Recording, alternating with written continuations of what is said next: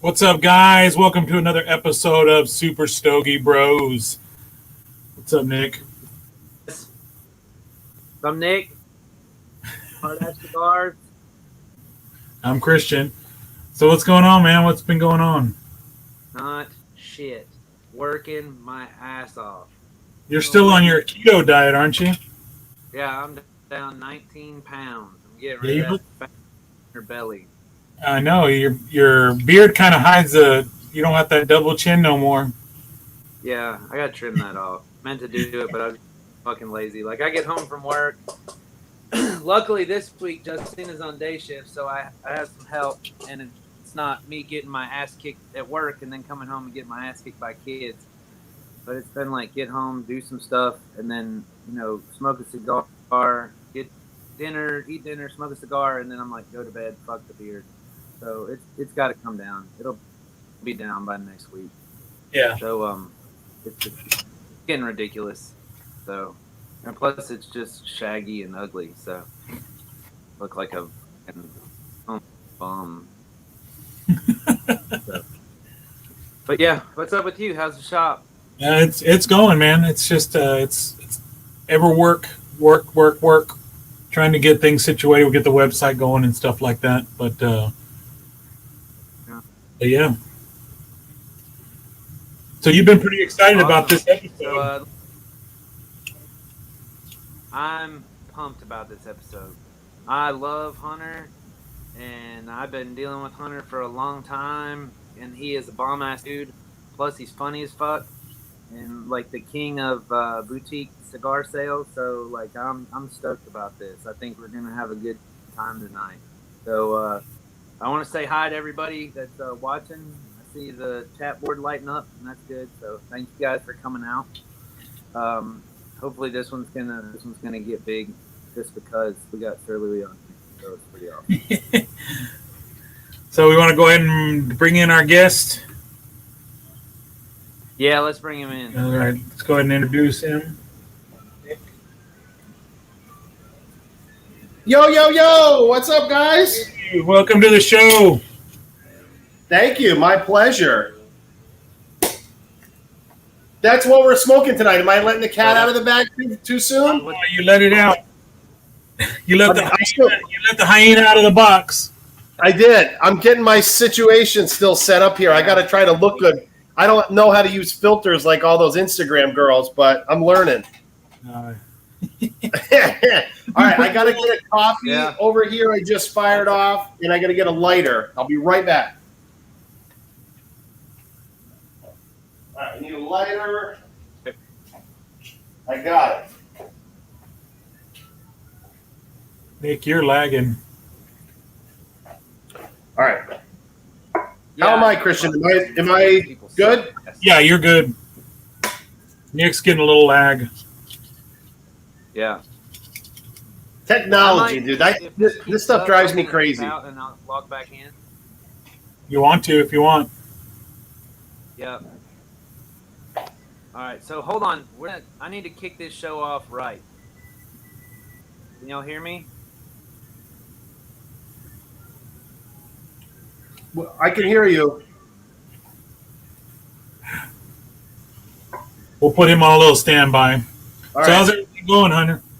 Good, man. I had skipped school today. I went and golfed today, so I had a good day. Although I didn't golf well, and I'm like my body is just falling apart, man. Well, golf is the perfect sport to do that, though. You can. Oh man. I love golfing, though. It's for me. It's almost like yoga, man. So I love it.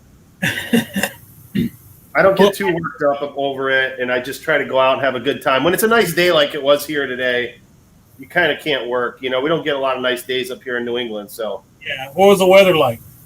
Like high 70s, but full sun, just beautiful. Not a lot of wind. Yeah, it was beautiful. Tomorrow's going to be a little bit warmer. I'm going to try to work half a day tomorrow. That's the plan. Nick's back. How is this? Is this better? Oh, yeah. Okay. So, Hunter. Yes. I told you earlier that I got a surprise for you. Okay, I love surprises. Okay. So, you remember, like last year, I think it was 4th of July. Yeah. There was a special Instagram post from Sir Louis for 4th of July. Okay. You mean to refresh your memory? Was it boxers? Tell me it was boxers. It was underwear, bitch, and I got Yeah! Woo! Now, how did you get that banana sewn in there so fast? Wait a second. Oh, that's a screwdriver. I'm just so happy to see you. But yeah, I found the same fucking boxers you had, and I was like, holy shit, these are Sir Louis boxer briefs. Yeah, dude. So I don't know how that all got started. With like my wife started. Let me back up. I always liked clothes. Ever since I was a little kid, I always liked clothes. You could argue whether I have good taste or bad taste, but I like clothes. And somehow, I mean, to everything in my life, everything's got to have some type of style or something to it. And somehow I got onto these fucking underwear. I forget who makes those. It's Shynasty. Shynasty, it's the brand. They got bought out by Kohl's, which just makes them so not edgy anymore. But they make the coolest fucking underwear, and they're actually really comfortable and fit well. They're like boxer briefs, you know, just like you got, except I don't have that much that man meat in the pouch. But you know, dude, Stax underwear, SAX. I think this is it. Okay, I haven't tried those. SAXX. It's like they have a hammock for your junk. That's what these do too. And it draws all your stuff up front, so it keeps it like, oh yeah, it's like a little, it's like an angel is cupping your shit.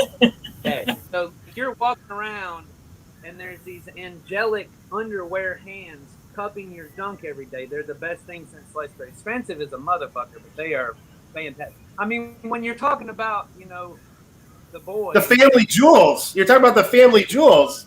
Money is no object. Can you put a price on the comfort of the package? No, you can't. You can't do that. So Justina bought them for me first. She was like, "Here, try these." I put them on, and I was like, "Oh." She was like, "Oh yeah," and I was like, "Oh yeah." And she's like, "What do I need you?" Like, well, I'll tell you what. If there's any guys out there that haven't figured out whatever underwear works for them yet, you have to figure it out. Because look, if you got the tighty whities or you got some type of like, you know, I don't know, what do you even call a tighty whitey? Is that a brief? Is that a brief? Yeah, brief. Like, to me, that shit's always so constricting and so uncomfortable. And then boxers are good in theory until you actually have to put pants on. So it's like, I don't know, man. Boxer briefs work really well for me. I think most men today probably wear them, but I used to be a boxers guy many years ago. But then, I don't know, I guess the skinny jeans came out, and that was the end of that. But I can't wear skinny jeans. Yeah, no. Like, well, I'm see, none of us can. My knots don't fit. I can't do that. It's just too much. I envy those tall, thin men that can wear those nice suits and the skinny jeans.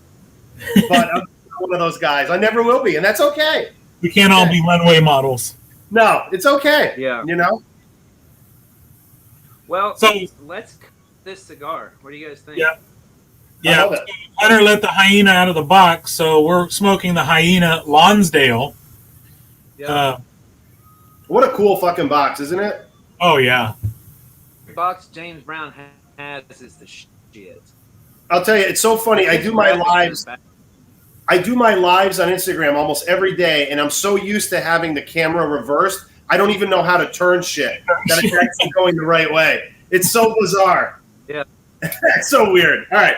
I really like the way that they put those boxes out. Like, they have the Lizard King, right, has the Tyrannosaurus Rex on it. The SNR has the serpent. Hyena's got that one. Is there any other ones? Let's see. There's SNR. There's Lizard King. I actually have all three. I can bring them over. The hyena. I feel like there's another one. I don't know. I feel like there's another one. We're forgetting it. Yeah. I saw something else, and I think it might have been an older one. God, you got me wondering now. I'll remember this at midnight tonight. Yeah. Did they do one for the, what's that? Did they do like a Neon Tiger or what's that? Maybe. God, I don't know. Now you got me wondering. But I love this art. This is the coolest freaking art, man. It really is. Yeah. Christian's favorite cigar, Serpent and Rainbow. That's his. The SNR is my favorite. I figured out that I was wondering, I had reached out to try to figure out how do you tell the difference between a 2019 and a 2020 SNR. And in the artwork, there's a little bubble above the Serpent, and one of them has 2020 and the other one has 2019. No shit. Yeah. I got to get the box now. I'll be right back. Nah. No shit, he said. So I'm using feeder stick for light tonight.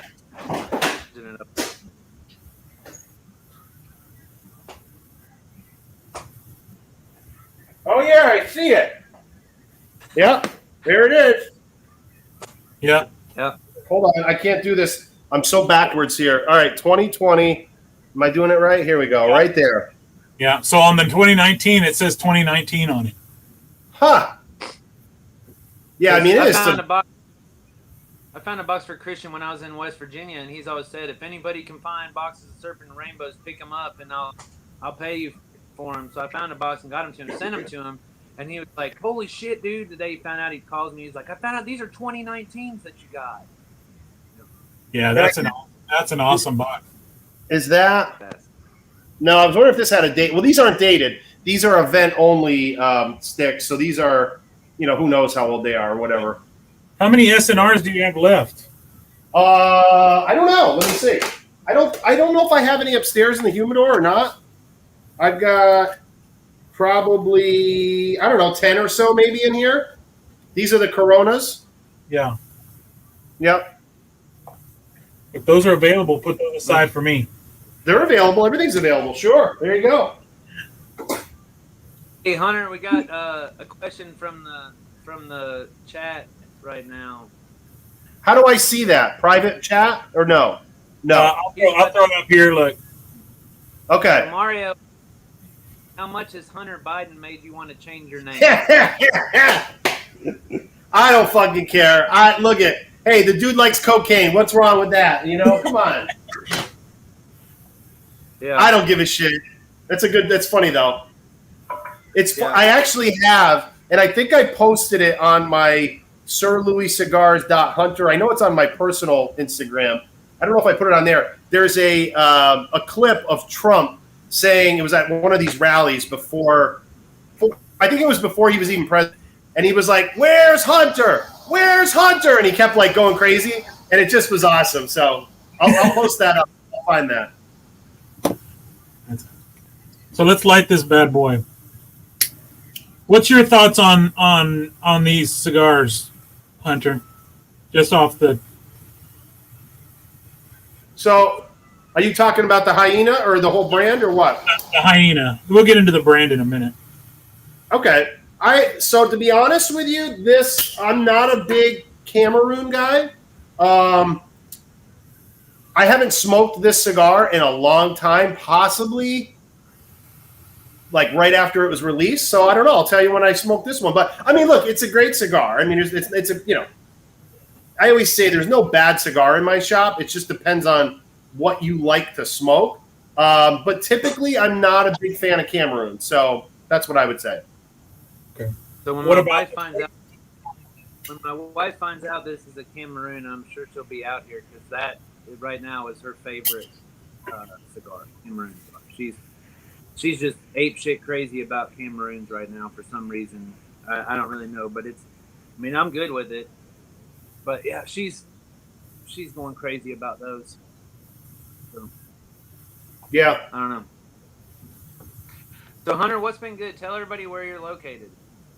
All right, so I'm in Massachusetts, Wilbraham, Massachusetts. Got a little brick and mortar shop here. Started this business just for fun. It wasn't supposed to be a business. It was just supposed to be, some cigars to help pay for my little man cave I built. I own my building, so this is my real job, I guess, is and was my construction company and real estate company.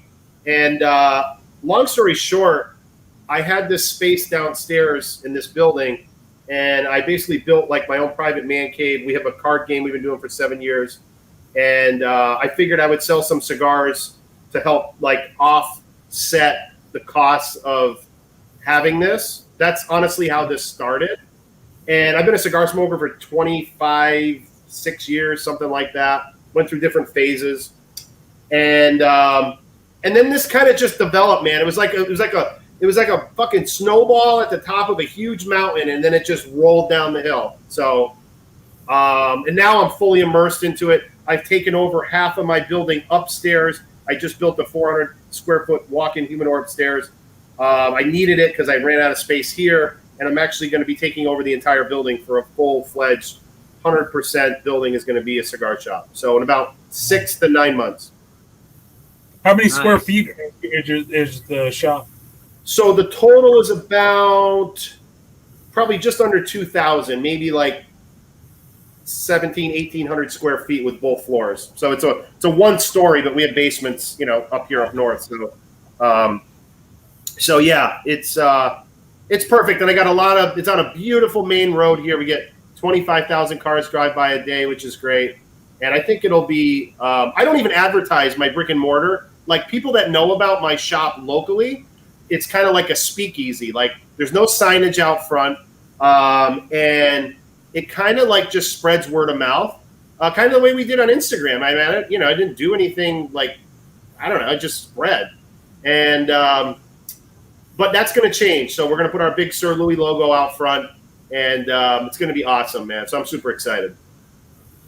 So tell the story, like how did you come up with that name? So Louis is my dog. So when I started this business, so I've started a lot of businesses. I own 4 businesses, including this one currently. And I don't like to name businesses about me or my name or whatever. I think, in my opinion, that's a mistake for a lot of businesses. And I love my dog, obviously, and he's just a character. And so I don't know, I was just kicking around the idea and just said, I'll call it Sir Louis Cigars. I don't know. And it just stuck. So, yeah, I don't know.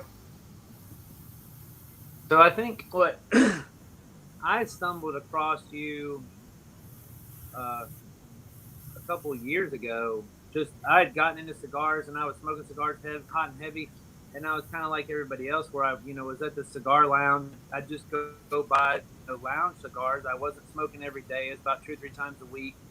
And I was like, I went to these cigar lounges and I keep seeing pictures on Instagram, and I was like, I want to get some cigars that when I walk into the cigar lounge and open up my cigar book, people are like, where the fuck did you get that? Like, I've never seen that before.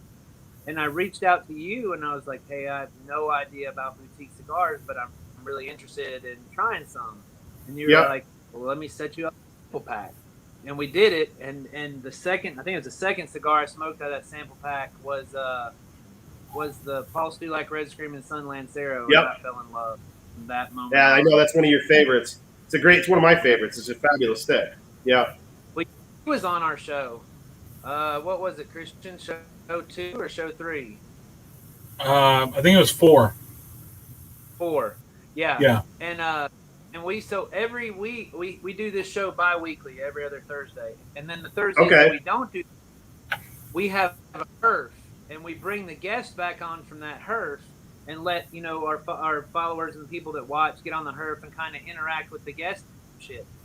And fucking Paul Stulak, much fun. He's been on every single herf we've had. Check this out. Shit. Wow. Yeah, he's a great dude. Yeah. He really is a great guy, man. Paul, I got to connect with you. We got to talk soon. It's been a while. Paul and I were talking like every week for a while, and then I know he's busy. I've been real busy, and we got to reconnect because I got to restock on your stuff, brother. I'm very light, so. He hasn't been busy. He's been in fucking lockdown for like a month. Well, you're right. I guess you're right. Well, that's busy. and he's flirting with Cigar Wayne all the time. Like he's got like there's like a little man crush thing that goes in on her, and it's we got a buddy named Cigar Wayne. He's on here tonight too, but he's got. You got the plug, Christian? Yeah. So Cigar Wayne has a unique voice, and we did some audio clips of him. So ladies and gentlemen, it's the Super Stogie's Brother Show. And Paul, goddamn, that place is gonna burn down. Paul had him had Cigar Wayne record him saying, "Who the fuck is Stulac?" And he, oh, that's fucking awesome. yeah. All right, Paul, we'll have to connect, brother. I love Paul. He's such a gentleman. He really is. He's a great dude. Yeah, he's a great dude. Like, I mean, not only does he make bomb ass cigars, but just really cool guy to hang out with and talk to. So yeah. And now he's like a professional movie maker after the TPE videos. I saw that when I was at TPE. I was cracking up. Those were great, Paul. That was fabulous. He's my dealer for ketchup potato chips from Canada. Oh, I heard that somewhere. So maybe I did see. I heard that somewhere. That rings a bell because I like those potato chips too. So that's why I remember that. You know what else I like? Are the red hot. I think I forget who makes them. They're like in a silver like bag, and they're like red hot. They're so fucking hot. Like a lot of people can't eat them, but I love them. And the way that I eat those, the more I eat, the less I feel the heat. If I just eat a few of them and stop, it's like my mouth's on fire. So with those, I end up just eating like a whole bag every time I get them. So just to get through the fire. To get through the fire. Those are so good. I forget who makes them. It might be Utz. UTZ Utz. Do you guys get that down south? I don't think so. Yeah. No. I've never. So Hunter, I hear you linked up with another one of our good buddies. Who's that? Jason Jolly. Jolly. Oh yeah, Jason. That shit is the bomb, is it not? That is some amazing fucking beef jerky. He's killing it with the jerky, man. He really is. He's such a good dude. Yeah, we did a old Rip Van Louis, and we ended up like everybody locally bought it before I even had stickers. They'd come into the shop and they'd be like, "You got that jerky?" And I'm like, "Well, yeah, but I don't have the stickers or anything. I don't fucking care. Just give me a pack." And then before you know it, I'm like, "I don't have any fucking jerky." So now I got the stickers, but I don't have any jerky. But that's funny because that's what he says too. I ain't got no fucking jerky. Right. He's always out.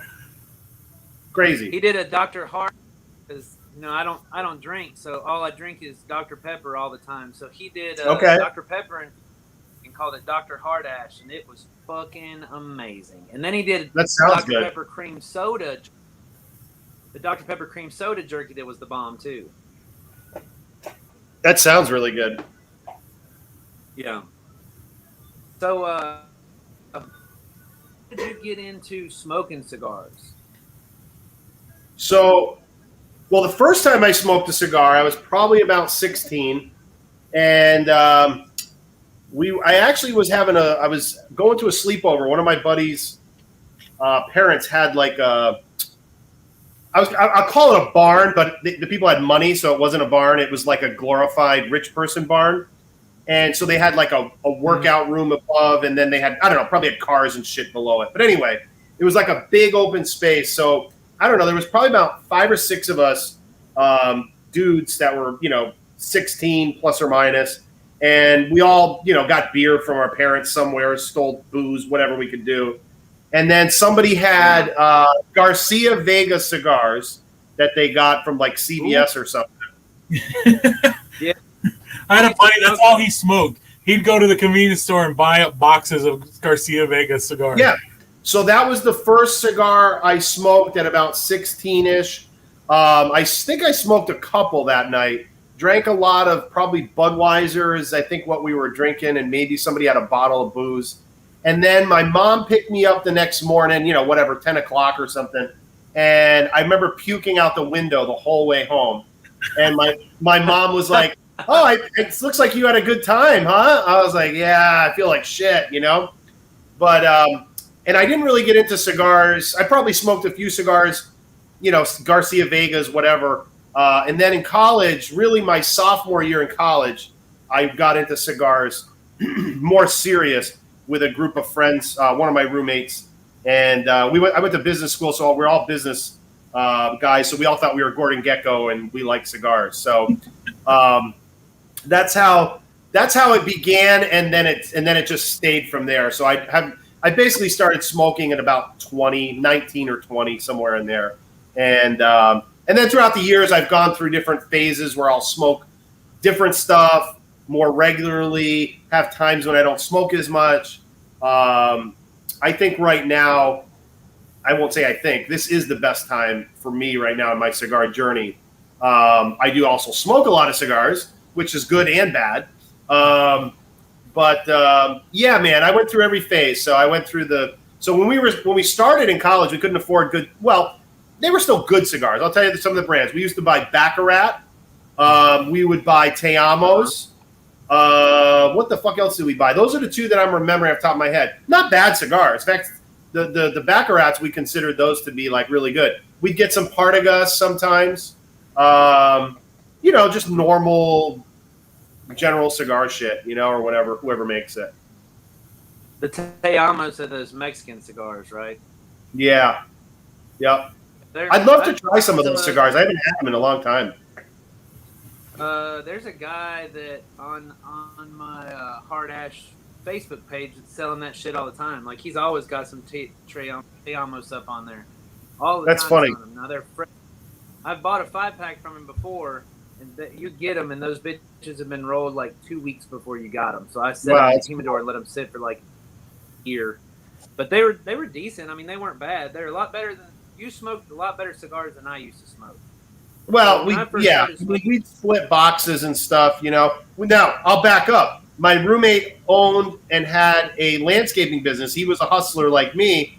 I worked for my father in the construction business and sales. So I didn't live the normal college experience because I made a lot of money for a college kid in the summers. Yeah. And so did my roommate. So like we had, and especially for college kid money, we were fucking rolling in the money. So, that's partly why we probably smoked cigars. We thought we were cool and, had this disposable income. So you weren't picking up any girls smoking cigars. I could probably, we all know that ain't happening, but we thought we looked cool. But the first cigars I smoked were Romeo and Juliet Cubans and Monte Cristo Cubans. My uncle was a dentist in Minnesota.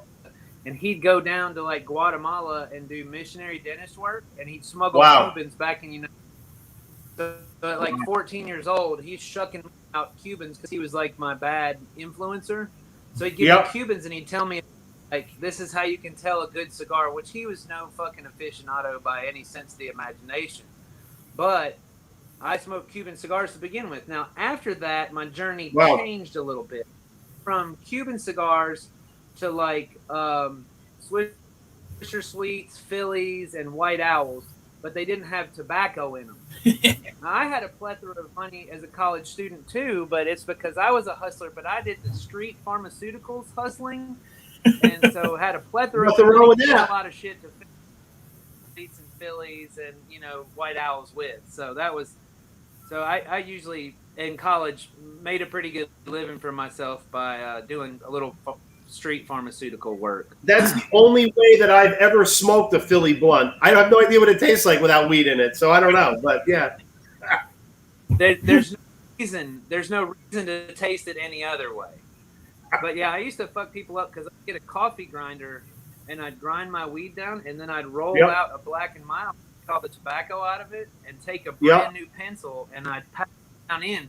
So I could carry that Black and Mild out to a party or a club or a bar or out anywhere like that and be sitting there smoking weed, and people are like, man, I smell weed. Where's that coming from? And I'm sitting over there like, feel where it's coming from, and then nobody was none the wiser. So it was great.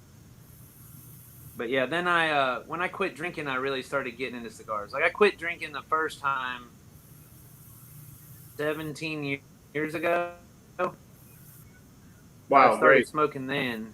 And then when I got my divorce, first wife, that got me I just kind of jumped off that wagon and started partying again, and that didn't end up well. And I'm allergic to alcohol. Like every time I drink, I break out in handcuffs, so it's not a good situation for me. So I just decided to stop. And that's really, when alcohol was gone, I had to fill that void, and cigars fill the void.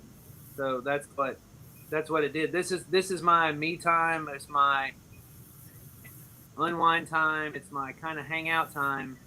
And then Justina got into it, so now we share that. Which That's know that cool. because like her first big cigar, Sure. just was from you. Yep. And that's where you stuck it in my ass. Her like 6 T-shirts, 14 hats, like 7 leather books, and I was like, this motherfucker! I've been buying cigars for him for like a year and a half. I ain't got shit, and he sends you all this stuff. She was like, I'm pretty. What do you think? Yeah, exactly. The girls know. They know. I'm a sucker for the girls. Yeah. What do you want me to tell you, Nick? Well, even Nick can't say blame anything. you, dog. Like, Nick can't say anything because my first order from you, like, he would all be like, man, you got to order from Hunter, you know, this and that or whatever. And he's like, I got all these stickers from him. He's got all this cool shit or whatever. So I ordered one of your things from Instagram, like the first order I did from you. And you sent, and I was all like, he didn't even send me a sticker. I know it had. You know what? I'm sorry. So we are so overwhelmed with shit at the moment, but I got so many new stickers coming for everybody because, look, I love the fucking stickers, but it is a process, but we have a lot of amazing shit coming and some really cool new logos and some new cigar lines. So it's going to be crazy. Like the next 2 months, month and a half, 2 months is just going to be, there's going to be plenty of stickers for everybody. But I agree with you. I always put our card, the little round business card, in every bag. But we run it. The stickers are, you know, they just get gobbled up. We ship out a lot of stuff. I mean, it's crazy, but it's no excuse. Everybody needs stickers. I agree, 1,000%. So do you only sell through Instagram, like other than the brick and mortar? Yeah, our website is so our website's done as far as all the hard fancy stuff. It's going to be, it's so amazing. And now it's literally, I spend about 2 or 3 hours every day just putting in pictures and inventory. People have no idea. I mean, we've got several hundred SKUs, and it's like, oh my God, this is not the stuff I like to do at all.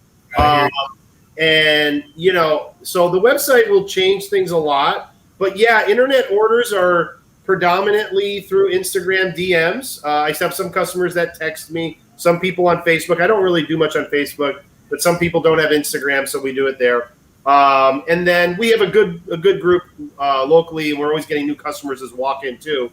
And once I take over the whole building, it's going to be insane. So yeah, it's a mix from everywhere, but Instagram is number one. Sure, absolutely. my hero comes to your shop quite often. Who's that? Kevin. Oh yeah, Kevin. I want to grow up to be. Yeah, that's the guy I want to grow up to be like, because he's the luckiest motherfucker I know, because he hangs out at your shop like every day and smokes cigars with you, and I'm like, dude, you have the ultimate fucking dream job. Like that's where I want to be. Is it's just hanging out with Hunter, smoking cigars, like bomb ass cigars all day long, and that's what I want to do. So, yeah, he's Kevin. I mean, Kevin's on tonight. I saw him on the chat earlier. So, Kevin, you're my hero. I love you. You're amazing. That's I want awesome. to be like you when I grow up. Megan says, I always take my money. That's what everybody says. I don't take anything. Actually, I haven't even taken $1 from this business. So in all fairness, I don't take your money. The manufacturers do. I just buy more cigars. So don't get mad at me. So what made you get into like more of the boutiques and those cigars?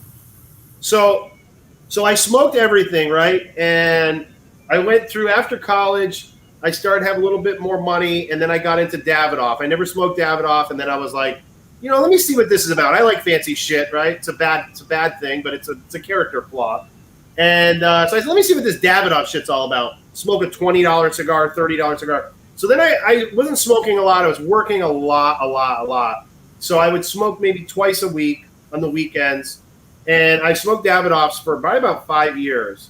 And then I got into some Fuentes, got into Opuses, and then I tried other shit throughout. Cubans, I had a whole Cuban phase. I love Cubans. I smoked a couple Cubans today, and then I got into Padrones, and then I smoked literally one cigar pretty much 90% of the time for like 5 years until I got into boutiques. That was the 1926 Padrones. They're just so good. Yeah.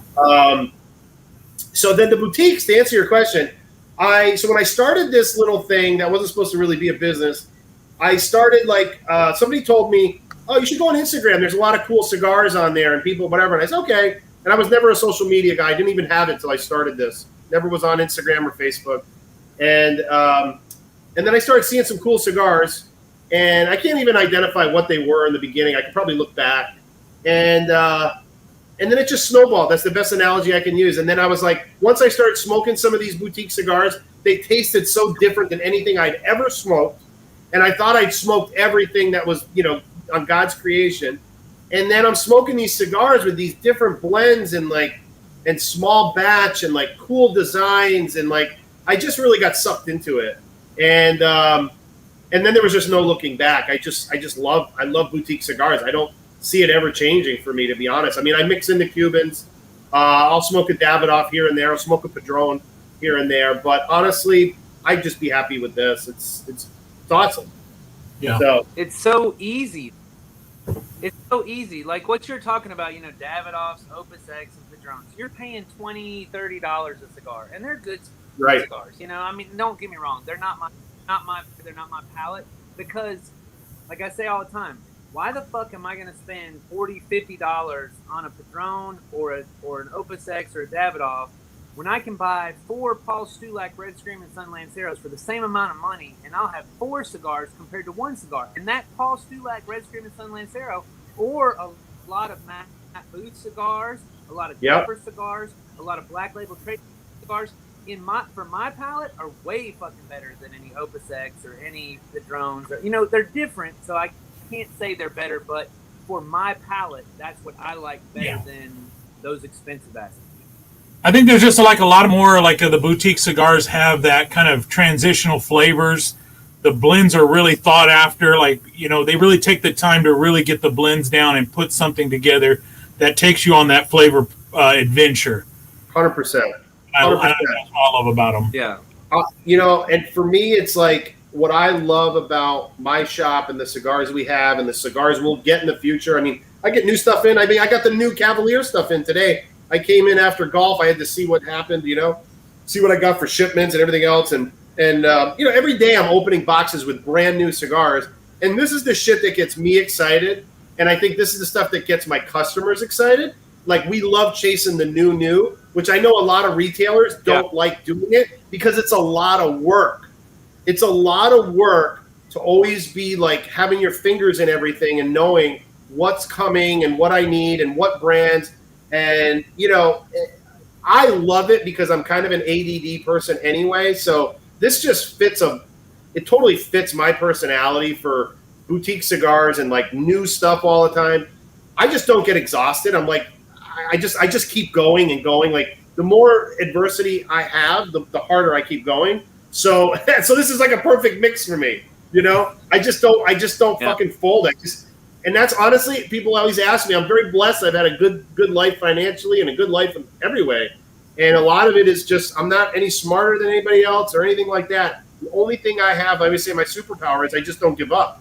I'm just fucking relentless, And anybody can do that. You just have to train yourself to be that way. And that's just who I am. It's been that way for a long time. So I just don't give up. Keep pushing. So something that plays well for you is that you're very passionate about cigars, and it comes out like in your videos. And what fucking kills me, especially COVID, dude, you took my ass to the fucking cleaners on COVID. Like, Justina was bitching because I had packages like every fucking day coming from Sir Louis. Because we're sitting here and I'm like, oh shit, he's got another sale. Oh shit, he's got another. And I'm just like, boom, boom, boom. She's like, are you fucking kidding me? And then she got into cigars, and now she gets more packages than I do. But I'll tell you, like, I mean, it's... I watch the video, and you're just like, you're so passionate about it. So then I get excited about it. I'm like, oh fuck, the thing's gold. That was the first cigar gasm that I heard you that live video. like, holy fuck. So we bought it. Now that's Justina's favorite cigar. That's her all-time favorite cigar is the Adventura King Stogie. I got boxes upstairs. Some of them have her name on it, Nick. I saw it. Oh yeah, we'll be off to you right here in just a minute. You know, so here's the deal. So here's the deal. I basically made a living basically being a salesman, which is not a bad word. I would say people think that a salesman has to be like it's almost like a lawyer. My wife's a lawyer. What a great combination. My poor kids, but yeah. You know, I don't think now there's a lot of salespeople out there that give the name or the job a bad name, but I've made a living honestly my entire life, but being passionate and selling people goods and services. And if you do it from the heart and you're honest and you're straight with people, it's so fucking refreshing. Because so many salespeople, the bad ones, they don't realize by being a salesman, nobody likes that. Now, I can be pushy and I can tell you need these cigars, and I do it almost as like a gag in a way. I have fun with it. And I think a lot of people get that, and some people probably don't. And they're like, oh, this guy is a fucking douchebag to the 10th degree. And they're right. But I love the art of selling things. Now, I can't sell something I don't believe in, and I can't sell something that's not worthy to be sold. Does that make sense? Like, there's a difference there between trying to sell somebody a piece of shit and then the customer is not happy. All I do is, like, I look at my job as being like a messenger. I find, like, if we're talking about cigars, I find cigars that I get excited about, that I love, and then what I do, what I guess my talent or ability is I try to express that to people, but they know once they buy from me, okay, this guy's not full of shit. This was a great cigar, and then it's kind of like a self-fulfilling prophecy, and it just works. I mean, good selling is not hard, but I don't know. I love it. I'm somebody that totally self-reflects on myself so much. Like, I think people have to. You have to know yourself inside and out, and you have to be their worst critic. And for me, the reason I love selling is every time I sell somebody a cigar, it's got nothing to do with the money part of it. But when I convince you to take this cigar and smoke it and you love it, that's a win for me. That's a win. Mm-hmm. It's a small win, but that gives me so much joy that I was able to convince you, buy this cigar, I know you're going to love it, and then you do, and you're like, I love this guy, and he tells me the truth, he gives me good cigars. To me, that just feeds me. That's what I love about selling. That's the difference between having a good salesman and a bad salesman. Is good salesmen sell things that they believe in. Bad 100%. Salesmen will sell you anything. Exactly, and it makes it easy. I've always, with my construction business, it was the same thing, and I was selling very expensive things, right? So, it was you had to be very good at, explaining and convincing people that this is value, this is good, and you're going to be happy with it. And so I developed that skill. I had to be successful at it. And people obviously would come back, and then I do everything for them, their family, and everybody. So there she is. She poked her head in. So anyway, yeah. I mean, look, I love the cigar community by far. And I don't want to knock my other businesses, but this is the best thing I've ever done with my life. I love this so much, man. So I couldn't be happier. Yeah. So for people that are watching that don't know, so Hunter's done to me where we basically kind of have the same palate.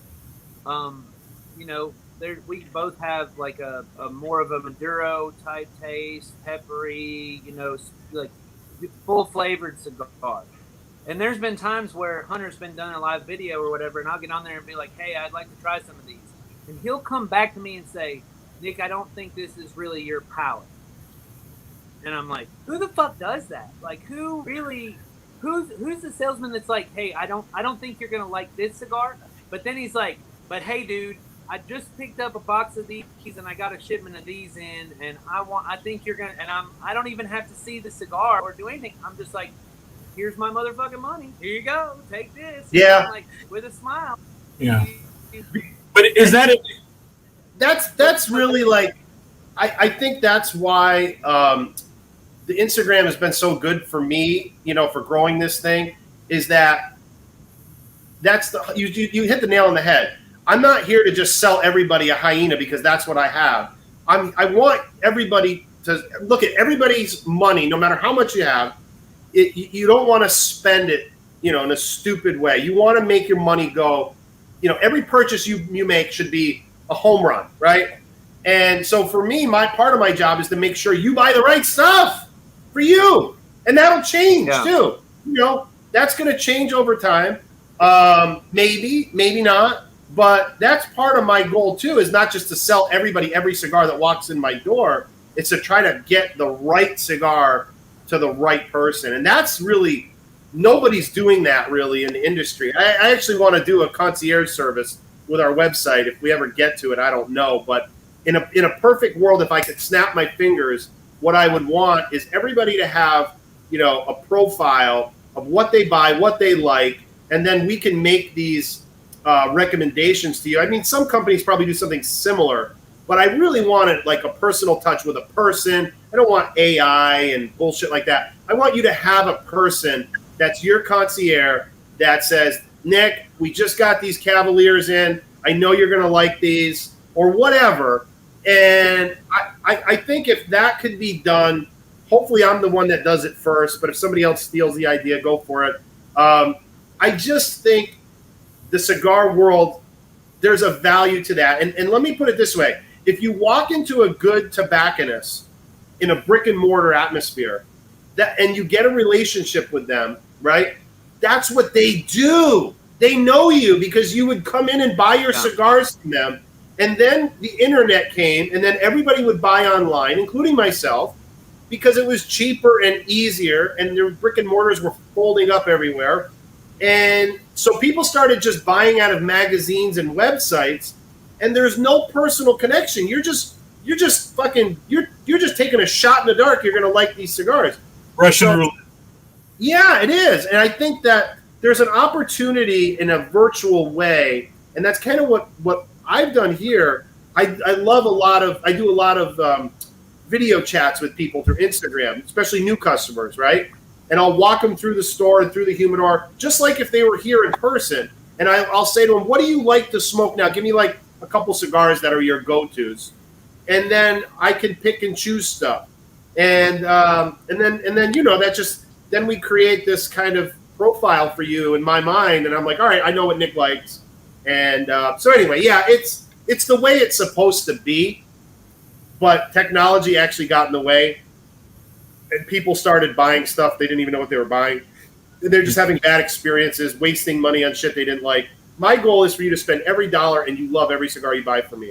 And I think we do a good job at that. So, but we can do better. Yeah. I think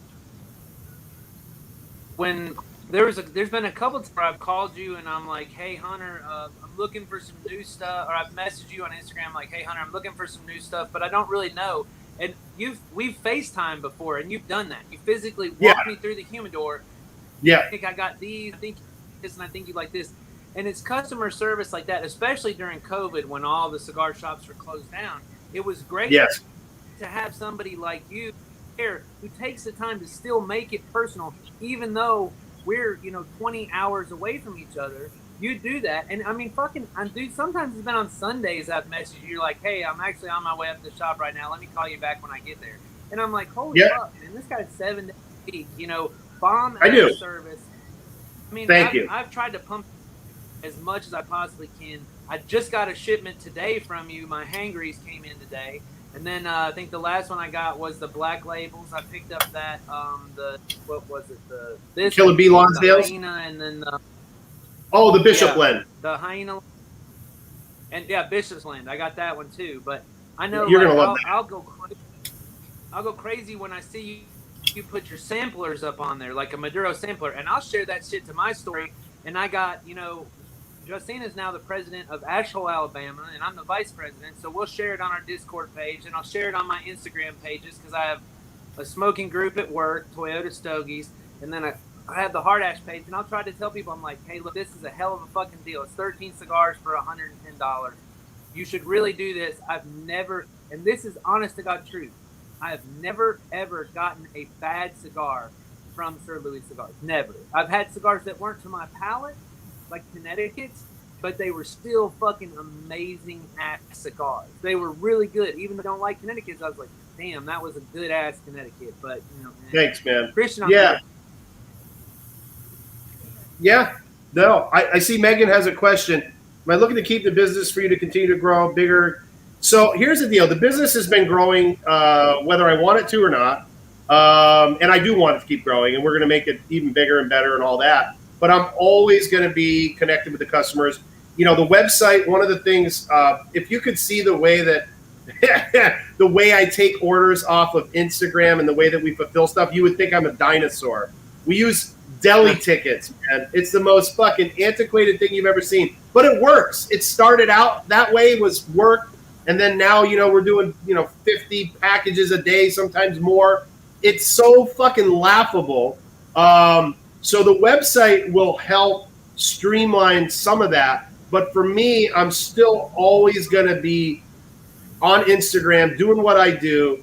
And probably what will happen is instead of like Venmoing me or Cash Apping me or PayPaling me, I'll send you a link and you'll just go to the website and punch it in. You know, you'll have a name and just do it that way. Or if you still want to do fucking Venmo, so we do Venmo and I do deli tickets and make Kyle plug it in the website. It don't matter. I mean, however it's got to be. But yeah, I'm not going to mess with the success and what got us here at all. And again, it's not about the money for me. I say this all the time.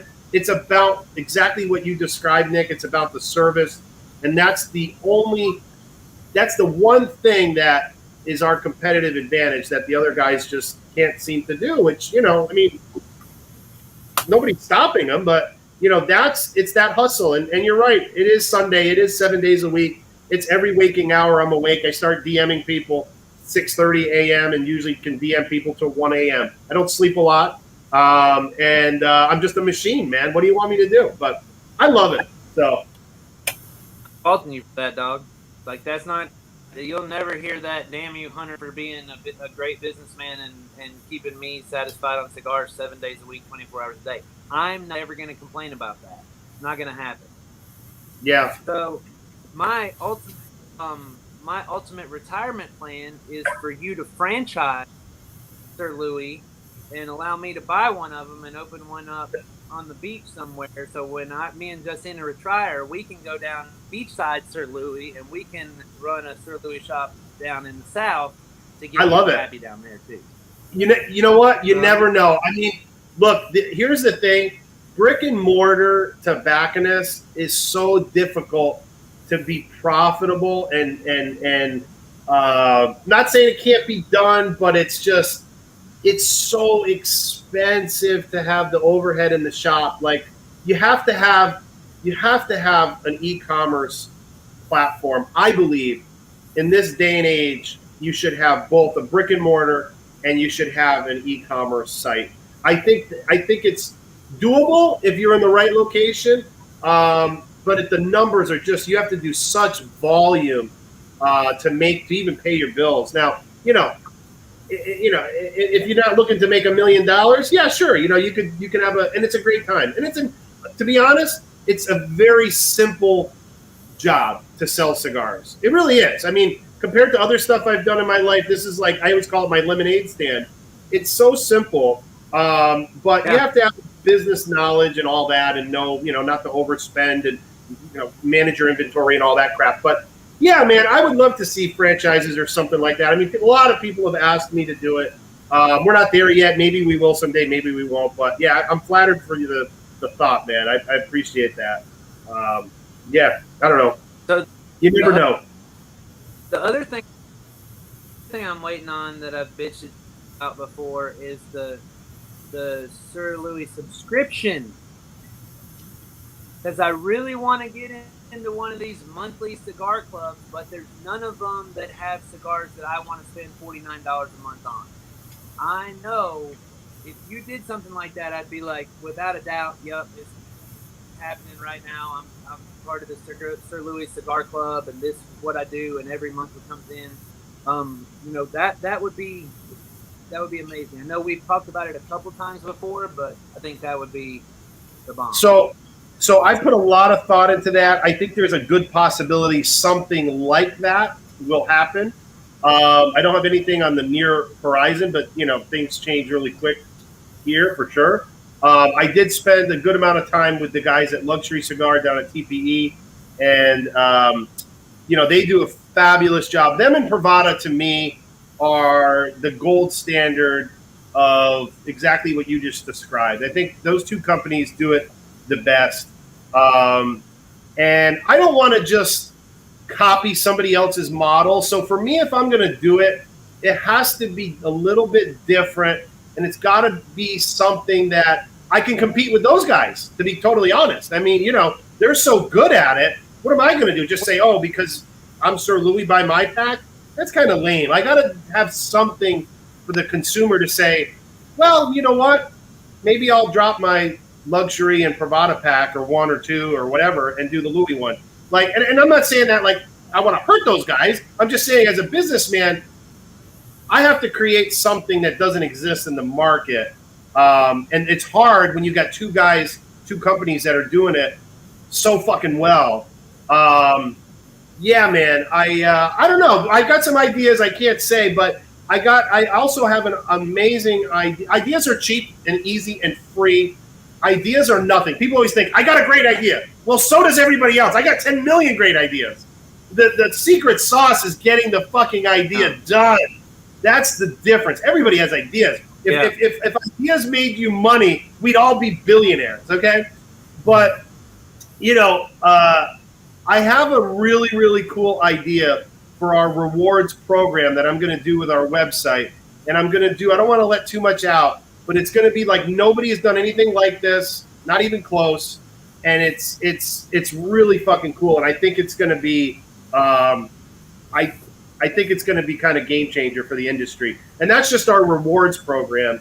And I'll say this, one of the things I'm going to do with the rewards program, because I love the entertainment part of this. That's the other fun thing that I love. And is I want to do like rip-off game show stuff.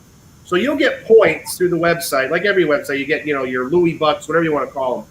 But then, okay, most people, you redeem those points for percentage off or cigars or whatever, special this, that. For me, you're going to redeem them to play the game shows live, right? So in my mind, which would be a fucking amazing thing, would be like every Friday, all right, we're gonna play Plinko, or we're gonna fucking spin the wheel, and you might get, a $300 gold cigar, or you might get a dildo. Like, I don't know what you're gonna get. You might get a box of Davidoffs, or you might get a fleshlight. I don't know. You know what I mean? That's the kind of fun shit I want to do that I'm going to do now that I'm going to convert half of the downstairs to basically like a game show area and like a podcast type area with cameras and everything. So I want to do that because it's entertaining, so that the consumer will say, all right, I can buy my cigars at, Luxury, Pravada. Mardo is another one of my favorite guys. I love Gerard at Mardo Cigars. Those guys kill it too. You can buy from all these guys that carry a lot of the same stuff I do, but I just want to make it fun and different. You got to be different. There's already so many guys doing such a great job. And Small Batch is another company. Those four cats right there for me, Pravada, Luxury, Mardo, and Small Batch. To me, those four are really the gold standard of online kind of, boutique stuff. So, but the problem with Pravada is you can never if you're not in, you can never get in. Like, they'll open up like once every 2 years, like 100 spots, and then if you don't jump on them right then, like the spots are gone. They're just gone like this. Now, Luxury Cigar Club, I've checked them out. They do a really good job, but there's just where I go through their subscriptions, and I'm like, maybe 3 out of the 5 I would smoke, and then like I need something that's banging. If I'm gonna put $49 a month on something, it's gonna have to be banging. I say it all the time. I'm like, why do I do a cigar club where I don't know what I'm gonna get when I can just jump on one of Hunter's specials he's doing that I know I'm gonna like all of the Black Label trading, or all of the hangries, or all of this, or all of that. So Well, and that's I heard why. a rumor that. Yeah, go ahead. Go ahead. So I heard a rumor you did a live last week and got tipsy and threw out some fucking hella deals. You do your lives at like 1 o'clock in the afternoon when my ass is at work and I can't get on fucking live. And then I hear about it in the Discord later that, oh, dude, I dropped like $500 at Sir Louis today because he was throwing out all these badass deals. And I'm like, son of a bitch, I got to talk to Hunter about, let's push these lives back to like 5 o'clock at night so I can get on. But no, I'm just kidding. One of my buddies was like, man, I literally dropped like $400 at Sir Louis today. And he was throwing out fucking like $50 for like 7 cigars, 8 cigars. And I was like, holy shit, how did I miss Yeah, so I started doing, so here's something that I do at the shop that I don't know, I've never seen a retailer do it. I think they all should. I have what I call my scratch and dent pile. So when I open a box of cigars for the shop and I'm packing orders for everybody, if I see a cigar that's got a crack or has even a blemish, like an ugly blemish, like, you know, sometimes you get those little seed spots or whatever they are, little burn marks, whatever the fuck they are, I'll pull those cigars out and they go in my scratch and dent pile. Now, there's not a lot of them, but I move thousands and thousands of cigars. So over time, you know, you accumulate hundreds of these, you know, what I call scratch and dents. Also, every cigar that I take pictures of for my Instagram, I take them out of the cellophane. That goes in the scratch and dent pile. I don't sell that to a customer for full price because that's not fair. So now that might be a bad business move. I don't think it is. I think it's a good business move. But some people would say, oh, put it back in the cellophane and sell it. And I'm like, yeah, but I handled it. And like, I wouldn't want someone to handle my cigar and then I give them $20 and I get a cigar that, you know, a couple cigars that have been fondled by somebody, you know? So those cigars, I call those my supermodels because they get their photo shoot done. Those all end up going in my scratch and dent piles. And then as the scratch and dent pile gets big, I put together these samplers. That's what you're talking about. And I sell them on my lives for 50% off. So it's a good way to get amazing cigars. Sometimes some of them have cracked feet. Sometimes they have a cracked head. Sometimes there's nothing wrong with them at all. And yeah, so I just do that for a way to kind of give back to the customer. And then it's also a way for me to get some money back. I don't go back to the manufacturers. I never have. I don't know if I probably never will at this point. You know, some stores do this when they pull out cigars that are, you know, cracked or something's wrong with them. They'll just put them aside and then they send them back to the manufacturer, or the manufacturer just credits them and they throw them out or whatever they do with them. That's just being a little bitch. So I don't want to do that. So what I do is and I don't want to aggravate the fucking manufacturers. They got plenty of other crap to do. So I just get creative and sell my scratch and dents. So yeah, that's what you're talking about. And then I do them at Christmas time and the holidays. I do it usually around Black Friday. I do some insane shit. Yeah, so yeah, stay tuned. There's always fun stuff. I have fun with it. I mean, it's giving back really to the customers. Actually, the guy who did that, his wife is watching this right now, and it's the Unicorn Trucker is his wife, and the Cigar Cowboy is the guy I was talking about. Yes, Michael and Megan. Yes. Wahaha, the option. Mike is cut off. He was like 5 in a row, man. He just kept doing it and doing it. So it's not really an auction. The way that I do it, it's kind of a weird format. Is I put up I make all the bags with the cigars in them, and then I write like lot A, B, C, whatever lot letter it is, and then I put a dollar amount on it. It's usually about 50% of retail, and then I just hold it up, and whoever writes in the comments lot A, lot B, whatever, gets it, whoever's first. So there's always drama with it because I go by my screen, and of course Instagram is all glitchy and fucked up. So there's always people complaining that they got in first, but I got to go by my screen, and I don't care who buys it. I mean, it doesn't make a difference to me. So that's how we do it. So it's fun. It's a lot of fun for everybody, and it helps me, move those cigars that I can't sell otherwise. So it is fun. But the game shows, I can't wait for the game shows to happen. Those are going to be amazing. Yeah, Nick, he's waiting for that flashlight. I know he is. I wanted to play Plinko as soon as I was like, I got to. The other one to do, the grand prize game. Bozo the Clown show. You remember that one?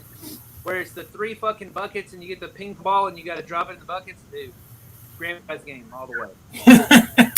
I just aged myself. So yeah, I can't wait for it. I can't wait for that stuff. What'd you say, Christian man? has his own shop. He just opened up a shop in Texas. Leon Cigars. 2 months ago. Companies. Just opened. Yeah. How's it going, brother? We went down there for the. So tell me about it. Like, so you got a brick and mortar, and you said you got a website coming, or you do already? The website's up, yeah. EleonCigarCompany.com. Yep. I got it set up. We're small. We got about a 1,000 square foot place. Yep. Small little humidor. I'm probably about 75% boutique at this point. What'd you say, got Nick? the sexiest humidor you've ever seen, Hunter. Did you catch that? I didn't hear you. Sexiest humidor you've ever seen. I Humidor. can't wait. You want to see it? It's the hard ash humidor. Oh, I got it. But yeah, so we opened up about 2 months ago. It's just been something like me and my dad have been wanting to do for Awesome. a while, and I lost my job during COVID, Yep. and he retired, so it just time to do it. And we were originally going to do a mobile cigar lounge. I bought a Bluebird bus, and we gutted it out and everything. And then this property came up, and it was something I just couldn't pass up, so we jumped on the brick and mortar side. Awesome, man. Congrats. That's awesome. I actually looked at the mobile stuff as like a side business, but they don't allow them in my awful state. I wish they did, because it's such an awesome little side business that you could do so much with. But yeah, man, it's there's so much you can do. I mean, it's limitless. It really is, and it's just such a fun industry, and the people are great. And I'll tell you this story. So I had Rainier here last week or 2 weeks ago from HVC, who make the hot cakes and all their other awesome cigars. I love their 500th anniversary too. And we were shooting the shit down here and with the rep, and we were all hanging out. And I've met him before, and a good dude. And we were talking about a lot of these brick and mortar and cigar lounges that have been around for a lot of them for decades. COVID killed a lot of them, but it also reshaped the way a lot of brick and mortar / lounges are doing business. And what he told me, and I've had another owner tell me the same thing, and these guys travel the whole country. A lot of the shops that had really big facilities with big lounges that were closed during COVID, they're not opening them ever again. They say the lounges are not worth the effort. And I mean, that's good news and bad news. It's an interesting thing. So I guess I'm just telling you that. I don't know what your situation is, but I'm not putting a big lounge. I don't have the idea of ever. If you're going to do a lounge, you have to have a bar. And in my state, it's impossible to do both to be successful. Because the problem with the lounge is, it creates, you get customers, but you also have a lot of people that buy 1 or 2 cigars and hang out all day, and they don't earn their, from a business perspective, it's not a great idea for the business. It's a drain on them, which is sad to hear. But the fact that a lot of these shops are not opening their lounges again, I mean, it's sad for the consumer, but I think it's interesting to hear that as a retailer. Because look at, when I started this, my dream was, all right, I want a huge lounge. I want a bar. I want all this. I want girls with big old titties walking around. I'm like every guy. That's what I want. And then all the shops around me that do that they're all gone. Yeah. So you don't have a lounge in your shop. It's more just walk in, buy cigars. So down here, I have a small lounge here where we hang out, smoke cigars, but I don't have the space to do like a really big lounge. I mean, I could pack this place, and yeah, you could get 15 guys. We do poker games stuff. After about 10 people down here, it's too much. I don't like that type of lounge atmosphere. It's just, I don't know. So if I had my way, I would do it big and do it right, but it's impossible in my state. It's just you can't get the liquor with the cigars, and that you need that. And honestly, I don't think I want a bar. I just don't want to own a bar. I like owning a cigar shop. I don't want to own a bar and have to deal with drunk people all the time. You know, I mean, it's a pain in the ass. So I don't know. It's an interesting thing to think about. The cigar lounge we hang out at here just had their 10th anniversary, so it's huge. Like they have like a 1,100 square foot walk-in humidor. Like it's ginormous, and they just barely started cracking the edge on boutiques, and I've been pushing them for it. But they have 2 big, huge lounges, like 1,000 square foot per lounge, and I love going up there. I mean, I love it. I don't do it. Me too. But me and Justin, whenever we have date night, our date night always ends up at the cigar room, and we go back and we play cards, and just me and her like sit back, and we don't associate with all the other 900 people there.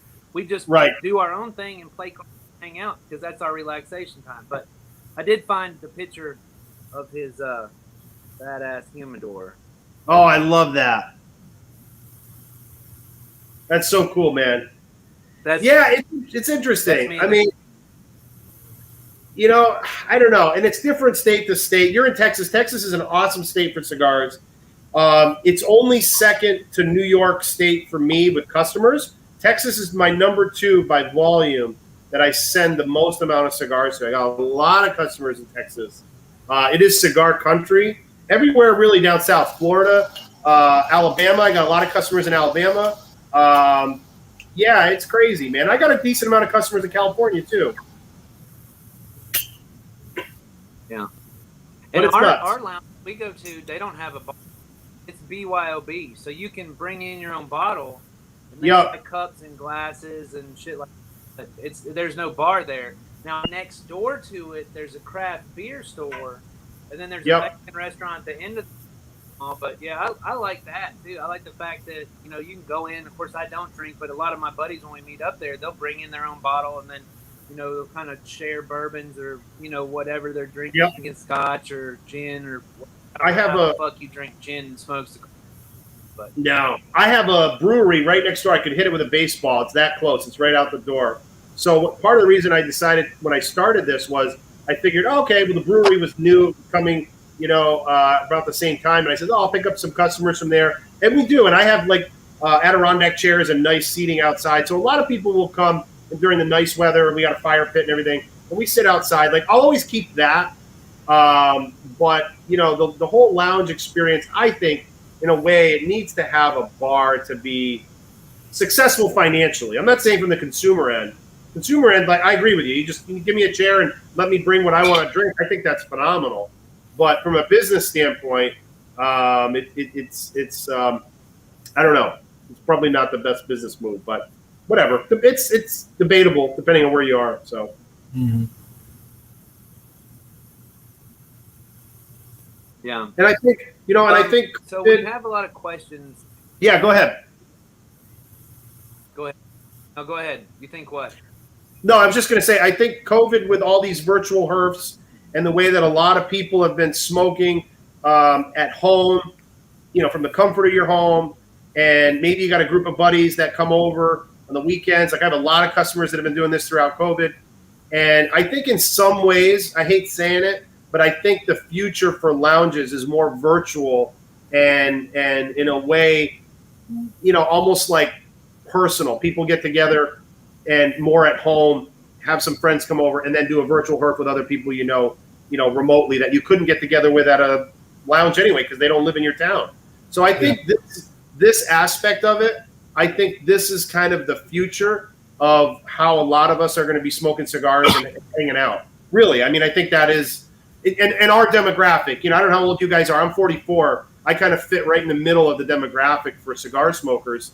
And you know, a lot of the older guys and girls that are in their 60s and 70s smoking, they're not going to do this stuff. You know, it's just not what they're into. But our generation and the younger generation, this is how they're probably going to hang out and smoke cigars. And I think it's cool because you get to meet people all over the world. I mean, it's fucking phenomenal. Yeah, that's one of the things that me and Nick have always talked about is like there's a lot of people that we've met over through these virtual herfs that we would probably never have met if we were just regular cigar smokers going to lounges locally. Exactly. You know, and you get different perspectives, you know, everything. It's phenomenal. This is awesome. I mean, it really is. We got one of our friends watching right now that we herf with a lot, John Nagata. So he's actually on watching from Hawaii right now. But we do, I mean, you know, me and Christian not so much anymore since he's opened the lounge because he's up there all the time. But we herf, me and Justina herf usually 3 to 4 times a week. And we have, you know, the thing you talked about, you spoke about it a couple times, is the community. And yeah, it's so tight. We're such good friends. Like the people I herf with, I talk to these people more than I talk to my real family members, you know? And that's how I treat them, is like family. 100%. I know you saw my going off video. You comment on that golf video of "I love you, Nick," whatever. But you know, as somebody is making fun of one of my family members, and that's you know, I get touchy and pissy about that. But you know, I mean, that's really what it is. It's like the cigar community has become like my second family, away from 100%. my blood family. My family lives in my house; they are my family, and that's how I treat them. So. You know, it's really cool. Like Paul Stulak, like we were talking about, he herfs with us every other week, if not, and then Goodson herfs with us throughout the time in between those herfs. But I mean, like, he's one of our really, really good friends now, super guy. You know, I'm a year younger, so I'm 43, and we fit in the middle of that demographic as well. You know, there's people that are herfs with us that are in their 20s. There's people like Cigar Wayne, he's like 96, and he herfs with us all the time too. Wait. Wayne's not 96, but I mean, I love that guy. Like, y'all can treat him like he's like one of my now.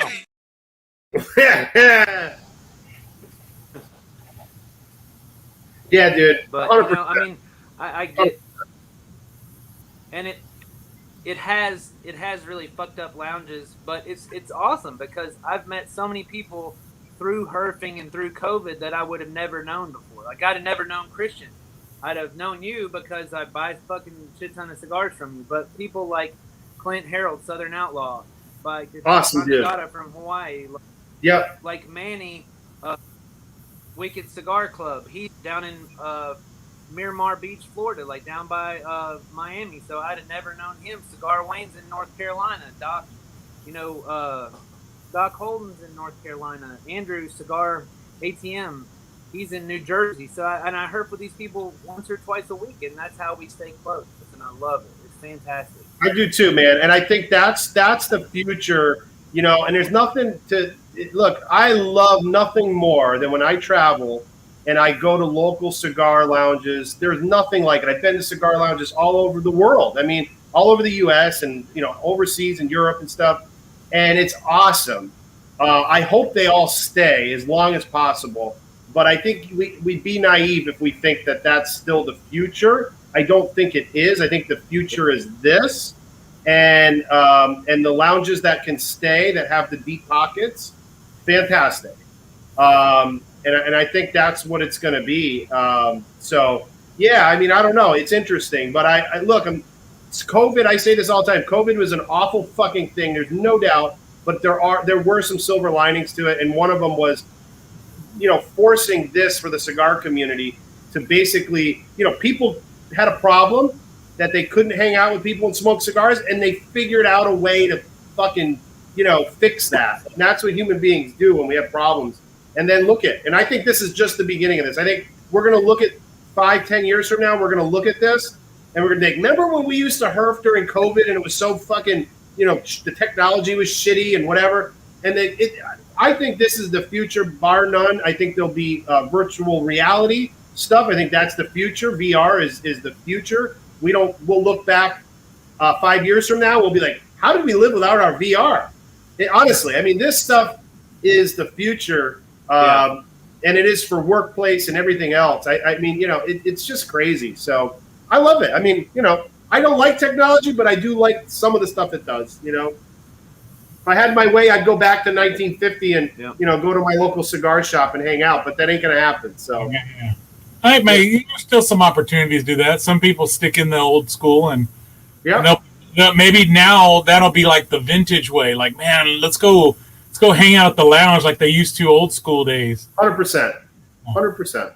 Yeah. And I just want the girls with the big titties. That's what I'm looking for. And I want those cigar boxes. Cigarette? Yeah. Yeah, I would have the best fucking lounge, bar none. The place would be packed to the walls. I'd probably get shut down, but, you know. In your state, yeah. You know what I mean? Everybody's it's the cancel culture now. I mean, goddamn, you know, how are you going to have a cigar shop and objectify women? I mean, you can't do that anymore. That's over. Damn it. So, anyway. The women objectify themselves. Yeah, they do. They do. If you look at 90% of the chick bars, all they do is put their titties out there, and, you know, yeah, why not? That's all you see is bars, and they don't even know mainly what they're talking about, but I mean, I always say they sell them badges. Yeah, I always say all the time, if I had titties, I'd have 100,000 followers already. Fuck. So, hey, whatever. Nick, this would be a good time to plug our sponsors real quick, and then give Hunter a plug. So I'm gonna throw our first commercial. Go ahead, dog.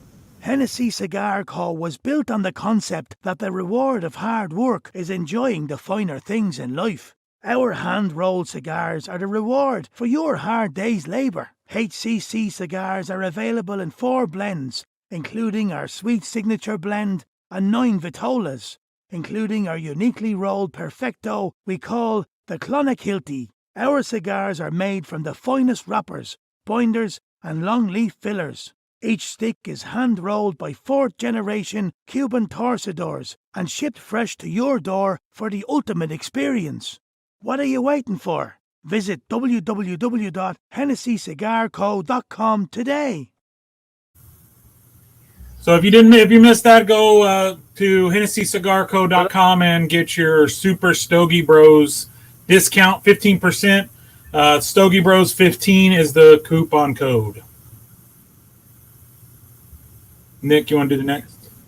So for our second sponsor, we're going to talk about Skyview Creations. They do cups. It's like a Yeti style, thermal cup.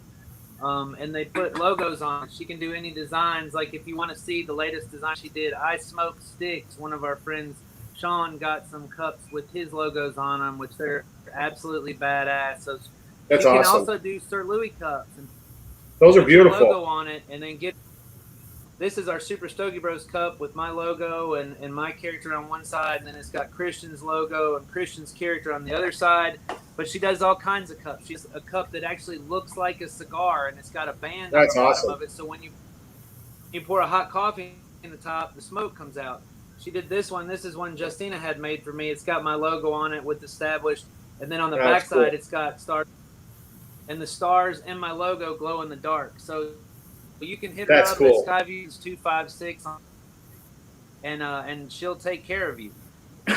So, Christian, you want to go to our next? Our next sponsor is the Big Ash Smoke Book. If you haven't checked out the Big Ash Smoke Book, it's probably one of the most comprehensive cigar journals on the market. You can get them specially made with your logos on them, or you can collaborate with him. He's got a bunch of other ones that are available on his website, thebigashsmokebook.com. It's got about 40 entries in it. It allows you to, just journal your cigar journey. He makes it super simple to go in there and just keep track of all the cigars you like or you don't like, where you bought them, when you smoked them, and whatnot. So check him out, thebigashsmokebook.com. He will take care of you. Hey, and Hunter, if you look, we actually have a Super Stogie Bros edition that me and Christian kind of manipulated. And if you go to the back to the Nick and Christian's hotspots, Sir Louis Cigars is number 1. All right. Thank you, guys. Appreciate that, man. Is number our hotspots on online cigar ordering. So guys, go check that out. Big Ash Smoke Book. Fantastic. Hunter, if you have not seen these, I highly suggest, because you can get them with the Sir Louis logo on it, and I'm telling you, dog, it's hands down the best cigar log you can and you could sell those in your shop. So our next I sponsor talked is to Legion him. Concepts. So Legion. I talked to him once, I think on Instagram, because when you popped it up, I remember. I said, "Oh, I remember that. I saw that product." I think those are cool. I mean, I'd love to have them in the shop, and honestly, I don't know how much they cost, but I would hand them out or do something, with certain purchase. I've never done a cigar dossier. I have one that a friend of mine bought me, a nice leather bound, old school one. I never did it. I wish I would, but I envy people that can do that. I think that's so fucking cool, man. And that save the bands and glue them on there. I don't know if his book does that, but I think that's such a cool thing. I think everybody should do that. It really elevates it makes it more hobby, almost like stamp collecting in a way, but way cooler. My wife is a lot better at logging her cigars than I am, but he's got a place down here for bands and for notes. He actually gives you a special pen, Sharpie pen that goes with it, and then he cool. like a little bag of putty to press your bands on there. Like, he's thought about everything, and it is super awesome. Amazing cigar journal. Very cool. Our other sponsor is Legion Concepts. Josh, he's got cigar rests, like Stone Skull cigar rests. He's got badass sidecar cutters that he's got. He does the acrylic that he's got. He also has 2 cigars out right now. He's got a Lancero that is fucking amazing. Hunter, you know how much I love Lanceros. He's got a 100 Lancero that's amazing. And then he's got one called Magnum, a little short shot round, and he just released some apple pie. So his Magnum, same blend as his Lancero, but he puts a tablespoon of vanilla custard pipe tobacco. Wow. Cold draw on it. It's fucking unbelievable. He just released some apple pies, and he also did a collaboration with our friend Steven from Cigar Sessions, aka Sean Johnson, and to help promote he does the NAMI. All of his proceeds go to the National Alliance for Mental Health, and Josh did a collaboration with him and did some cigar samples for that, and it was awesome. So check him out, Legion Concepts. He's on Instagram. You can get any of his stuff. He's got patches and stickers and all kinds of shit. So Josh is a badass dude, and he's got coffee too. And his coffee is the shit. I know the 300 mile per hour high octane coffee is good because I'm the one that picked out the blend for that. That's awesome. I love seeing that stuff. So Hunter, go out there and pitch Sir Louis. Give your little commercial. Commercial? Just DM me for cigars. Go to my Instagram feed. Scroll down. Buy one of everything. That's what you need to do. And if you buy more than one, the shipping's free. How's that? That's your special deal.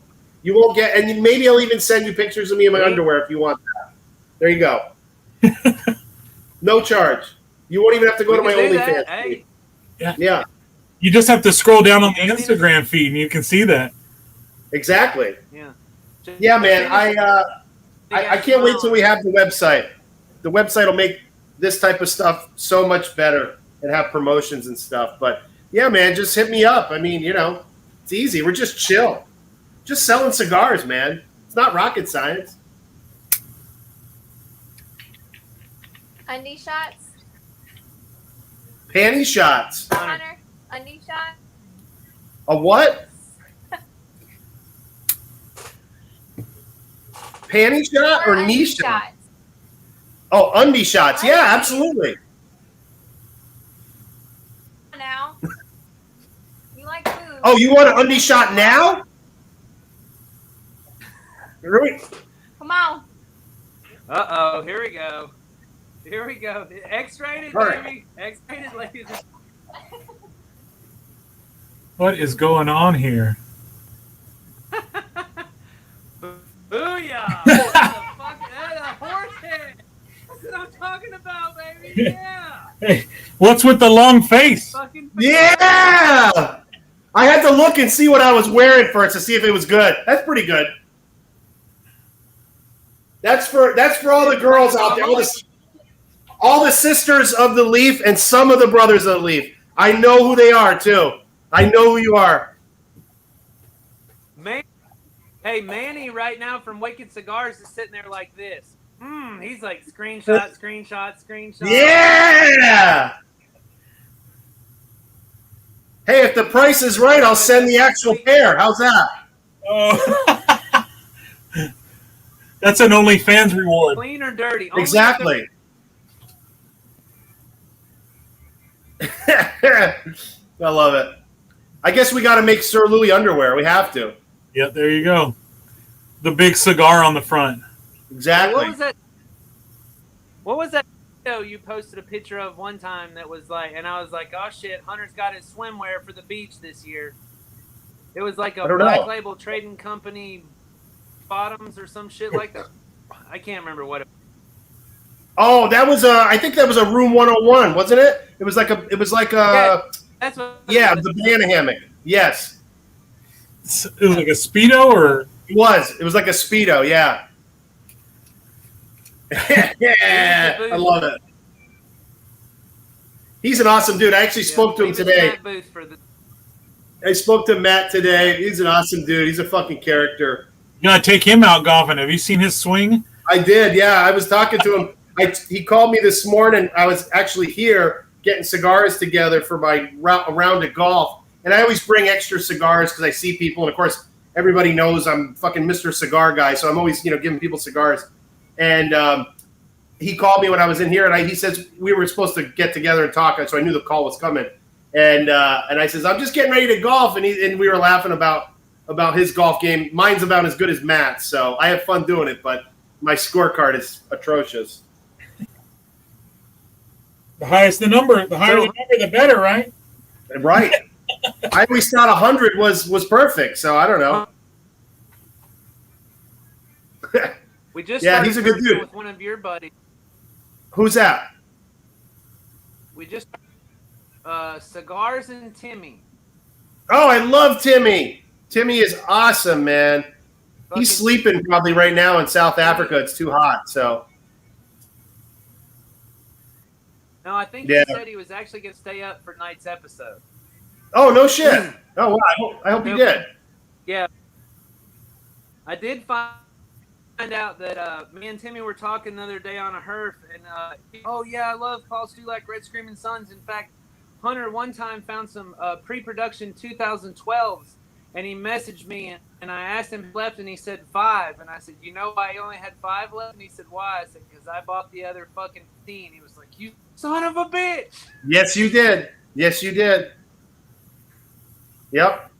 Yeah, Timmy's an awesome dude, man. Timmy. He's a true brother of the Leaf. I mean, I'll tell you, he holds that candle for us in South Africa. He is the man for boutique cigars in South Africa. He's quite the dude, and I've had him on my live several times. And it's great. I don't know if you know this, but he has a hell of a spider collection of tarantulas and bird eating these giant fucking tarantulas. He's got 30 or 35 of them in little cages or whatever in his house. And so he showed them to us a couple times on the live, and it's awesome. He's a great dude. Fuck that shit. I am out. I'm never going to his house if I ever go to South Africa because spiders. He's had him get out too in the house and just go missing for days. He's missing his chihuahua. I would burn it. I would too. House would be a smoldering pile. I would too, man. I would too. I can't handle big fucking. I hate all spiders, but big fucking spiders, I am out, man. You can give me snakes and other shit. You give me big fucking spiders like that, I'm done. Forget it. I think they made a movie called that. Big fucking spiders. So I was going to say, I talked to Matt Booth today about some stuff, and so I'm going to be getting those 10th anniversaries in. I ragged on him a little bit. Actually, Timmy's post. And I said, oh, Matt forgot about me. And so he texted me right away. He's like, I didn't forget about you. So I have some 10th anniversaries coming. I have enough coming. I can even sell boxes if anybody needs and wants them. So, and I got some other vintage stuff coming from them, as well as obviously all the current production stuff, which is phenomenal. And the Murder Hornets, I plugged that last night. That's the new LCA drop, which is super, super exciting. So those always sell really well. Those LCAs, especially matte stuff, is the best. I mean, it's unbelievable. Yeah. So, Nick, we have some random questions that we usually do. You want to pop some of those out? Let's do it. So I'll ask favorites, and this is one of my favorites, and I'm sure you're gonna knock everybody's dick in the dirt on this one. But what is the most expensive cigar you have in your humidor? Me personally, I guess it would be the Daniel Marshall, the gold ones. Those are $299. So that's the most expensive one. And also probably one of the worst cigars to smoke. But outside of that, I probably have some other, some Opus stuff and probably some Cubans that, you know, somebody would pay a lot of money for them, but they're not for sale. So, yeah. Not for sale. No. Everything's for sale, I guess. I don't know. What's the oldest cigar you have in your door? If you can. So I have one. Yep. So I have a 1992. It's an Upman. It was a special limited edition thing. My mom bought it for me in 1992. It's gigantic. I think it's a double Corona. And I got it for Christmas one year. And she just bought the most expensive cigar the shop had. And it's probably not even smokable. But my mom, she died like almost 7 years ago. And I wasn't going to smoke it anyway, but I'll definitely never smoke it. So, yeah, that's the oldest one I have that I know about. Yeah, I don't think I have anything older than that. I have some other old stuff but not that old. That's pretty old. So, Christian, you want to tell what your oldest cigar is? I have a 1960 pre-embargo Cubans. Awesome. Yeah. Those are the old. My oldest cigar is the 2012 Sulak that I have, that I got from. Yeah, that's cool. Cigar. And that would probably be the best tasting of the three. No, the Cubans are pretty good. Are they that old? Still have flavor, huh? Wow. I would not know if the Cubans are good or not. I have no idea if they're good. Do you know, Christian, do you know Jonathan Fiat from J. London? No, I haven't met him. Okay. So he in addition to having his cigar line, which is phenomenal, he's a big cigar seller with like super old, like he has 100-year-old cigars. He has like tons of crazy rare Cubans. And he had a business. He still does. He goes to these rare cigar auctions in Europe and stuff. And he's a dude, if you're into that kind of really old, you know, historic stuff, he is a guy that probably could get it for you if he doesn't have stuff. I buy Cubans from him. And I know that, you know, he gets the legit stuff. So he's also a fucking great dude, man. He really, really is. Yeah, I definitely want to try his cigars, his line. You should bring him in your shop, man. 100%. Well, 100%. Yeah. You would have tried his cigar because when we bought we bought Christian's birthday present from you, Hunter, like his cigar pack, and it was, hey, we're getting these cigars. Just then I said, get Christian one of those J. Londons. And she messaged you, and you're like, okay, so you gave me your budget, Nick, but, you know, if you go this J. London, you're going to drop 2 other cigars off of it. And I was like, oh, well, fuck it. I'd rather go with quantity over quality. So, Christian, they're not cheap. Yeah. They're tried one of the J. London connections.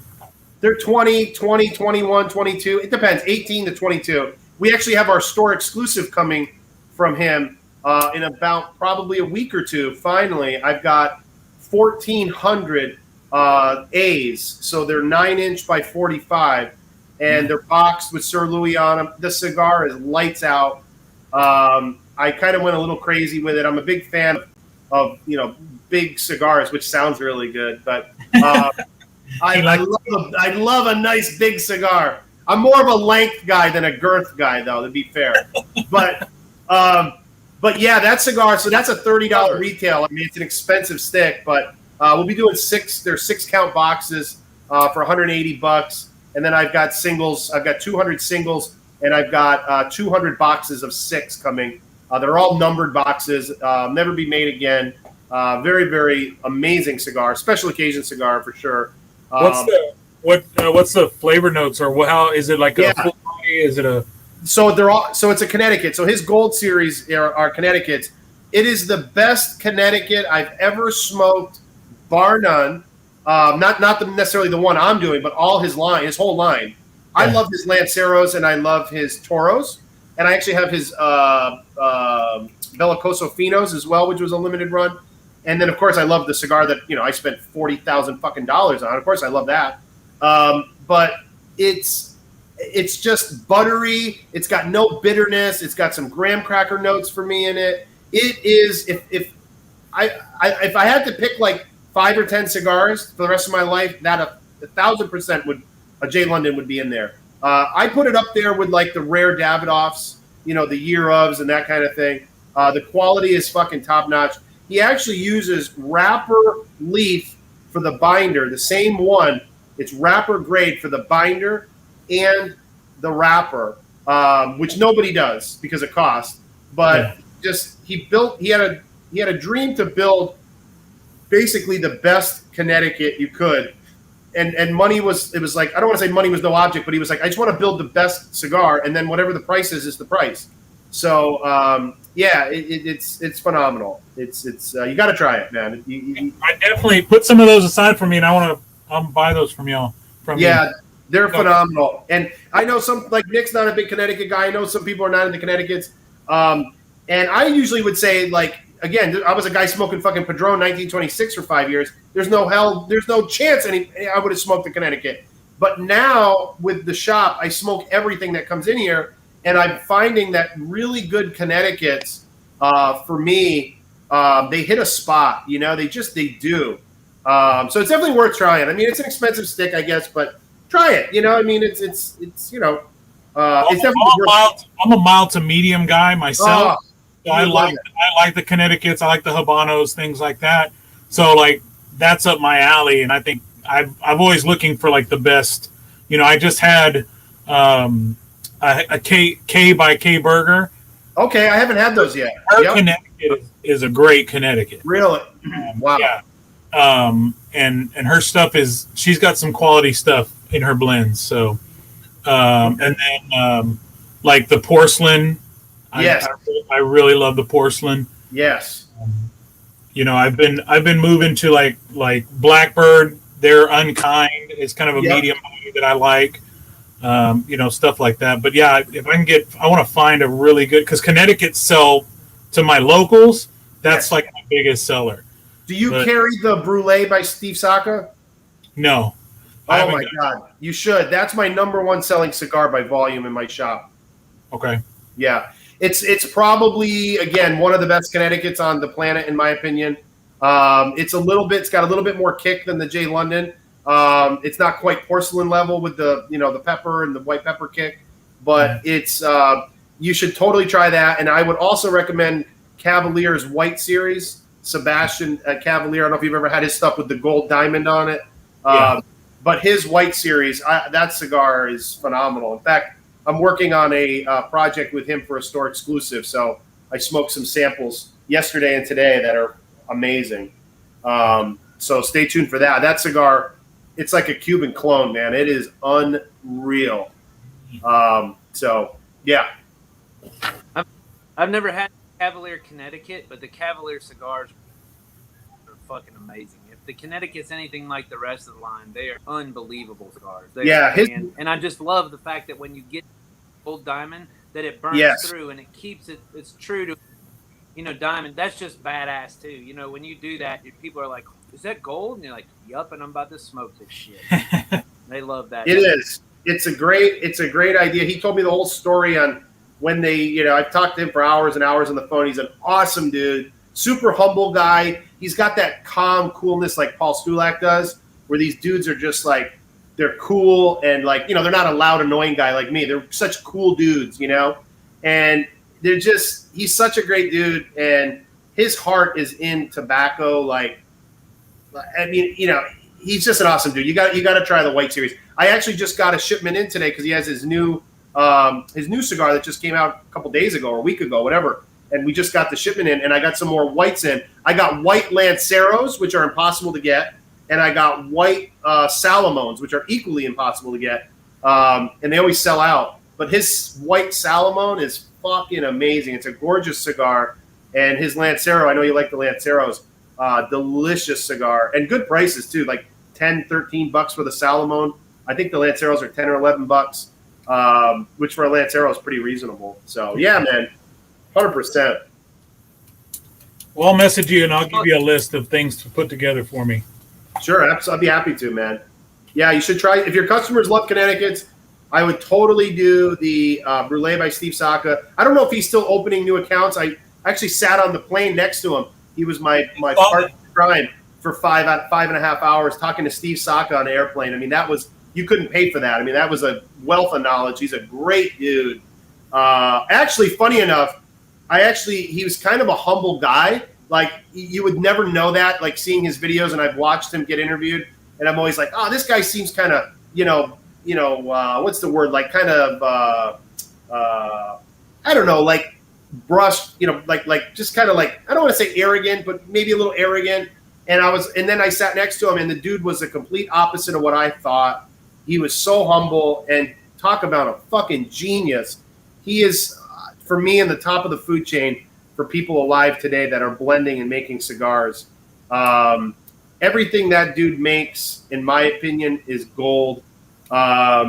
His prices are maybe 20-30% higher than his competitors, but the quality's always there. The burns are always fucking great. His blends are amazing, especially if you like full-bodied stuff. But his Brulee, man, that's his number one selling cigar, the Brulee. So go figure. Yeah. 400%. It went up 400% in sales for him. So crazy. What I like about Steve Saka is I was watching an interview with him one time, and he said that he blends cigars for kids. Well, why do you not blend for and this was an older interview, and they said, why do you not blend for the consumer? And he said, well, because if the consumer doesn't buy the cigar, I don't want to be stuck with the shitload of cigars that I'm not going to want to smoke. And I was like, that's badass. Like, that is badass, right? I mean, that's a fucking genius. Because if nobody wants to buy your cigars and you've blended cigars for people, that's not your palate, like, what are you going to do? You're stuck with a shitload of cigars, and now you got to smoke them or give them away. And I'd rather smoke a bunch of cigars in life. And I think that was just a genius, like you said, a genius move on his part. That dude is not, you know what's so, and not to suck his dick so much, but what's so awesome about Saka is his cigars are amazing, and he gets it. But the dude is an amazing businessman. He is a business mind, and you very, very, very rarely in life get somebody that can do the art and the business end of it. And that's why that dude, if I was ever going to bet on horses, I would bet on that dude. Everything he touches is gold, and he has an amazing business mind, very successful guy as well, hell of a career, and he just gets it. He gets everything from marketing. He gets it all. It was such an awesome time I had talking with him. And, he did like 90% of the talking, which usually when I'm involved in a conversation, as you guys can tell tonight, that doesn't fucking happen. So, usually I'm hijacking the conversation, but with him, I'd ask a question and then just fucking sit there and be like, yep, the dude is amazing. He really is. He's a stud. I can imagine that. That's the way Nick was when Paul Stulak came on the show. Yeah, man. There's some, crazy. That's kind of the way I've been on this show too. I mean, really, because Christian's usually like, oh, I can't get a word in edgewise with Nick. He just wanted up. But I've been sitting back in the cut this show because just kind of hanging out, listening to you drop knowledge and talk about stuff too. Because, I mean, really, truly, like Paul Stulak's my favorite cigar maker. I mean, just hands down my favorite cigar maker. I love the guys. I've never smoked a bad Stulak stick. I've had every cigar that he makes currently, and they're all fantastic. So just enough of sucking his dick. But two, on the flip side of that, like you know, Hunter, you're you're Insta famous too, you know, kind of. Everybody fucking knows who you are, and even people that aren't big on Instagram know that Sir Louis is the place to go to get badass boutique cigars. So I mean, it's kind of letting you get back and kind of relax, not to have to, you know, run my mouth the whole entire time. So my lips aren't as sore as they usually are, besides kissing your ass and Paul Stulak's ass all night tonight. Other than that, I'm good. Well, thanks, man. I appreciate that. And I tell you what, when I started this and it got, you know, and it just started growing and growing and growing and growing, it was kind of like surreal for me. I was like, this is crazy. Like, who the fuck am I? I never even worked at a cigar shop. I was just a consumer, you know? And then it kind of just kept growing. And I've had so many people that are guys that have been in the industry for 20, 30 years. And they're like, dude, what you're doing is so crazy. Like, I've heard it from so many people, and I try not to like get a big head from it. I'm not that type of guy. I mean, I already have a big head, so I don't think it can get any bigger. But I just think that it's, I don't know, man. I always say it's not me. It's really my customers did all this. It's not me. It really isn't. Like, you know, it's just, I don't know. You built those customers, so you're doing something right to keep those customers coming back. I guess you're right, you know, but at the same point, I think what it is that, and for better or worse, I just say it how I believe it. And like, you know, how many retailers are going to come on podcasts and talk the way I do and do the things I do? And I try not to be offensive. You know, I don't think I'm an offensive person, but I just say what I believe, you know, I mean, and I think that's just so fucking refreshing because so many people are so scared of saying honestly what they believe, and I just don't give a fuck. So, you know, I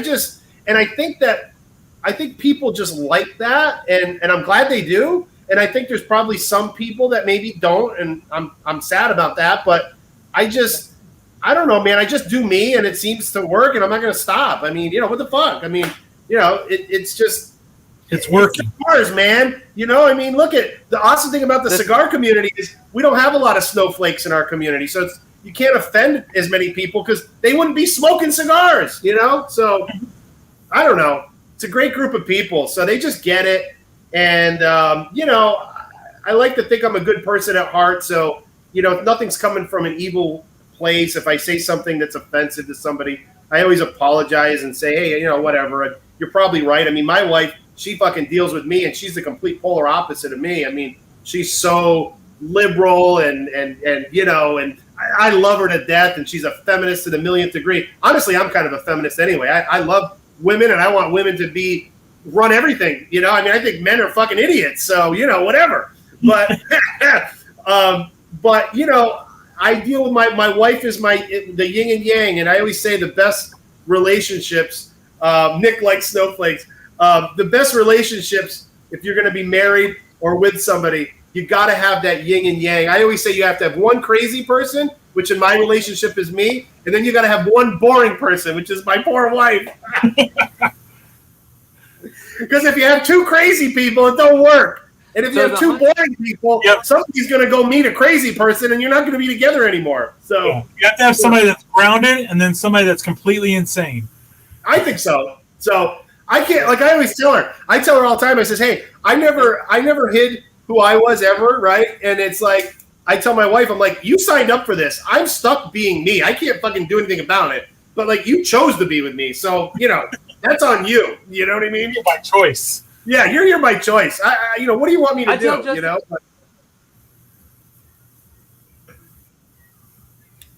I tell Justina that all the time. She's like, "You're a fucking idiot." I'm like, I might be a fucking idiot, but you married me. So what does that say about you? I mean, let's look at this in a rational way of thinking. You knew I was a fucking idiot before we ever got together, and you're the one that married me. So in my relationship, I'm the sane one, and she's the crazy one. All right. She's not out here.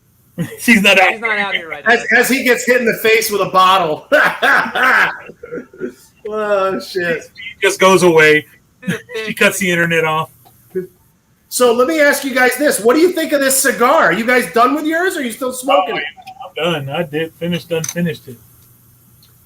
I think I finished it before in the hour mark, 55 minutes ago. I guess I'm a slow smoker, Camarillo. although It's a good cigar. It's not. yeah.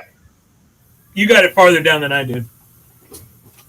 I dig it. It's got I nub the. it's got very similar notes to the SNR. You know, it's not too heavy. You know, and it's I like it. I like the SNR way better, but I mean, it's got a lot of spice, especially the final third. I find has a lot of spice to it. I've been retrohaling it and fine, and I'm kind of a baby with some retrohaling. I like it. Like I said, I'm not a big Cameroon guy, but I agree with you, Christian. I would take the SNR over this, but you know, whatever. yeah. Nick, Yeah, it's not my favorite black label because it doesn't have that signature spice and heaviness that a black label has. But it was a really good. Sure. I mean, it was a cigar. I finished, nubbed it down, and then Justina finished. She got done smoking her cigar, and so she gave it to me. So I'm finishing that off right now. So Hunter, I know one thing you don't have at your shop that I think would be really awesome if you got.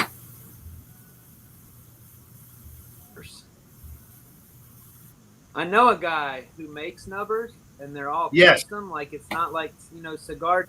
If you go to Cigar Dagger, you can buy a nubber, and then you go to the cigar lounge, and there's 3 other people that have the exact same nubbers as you do.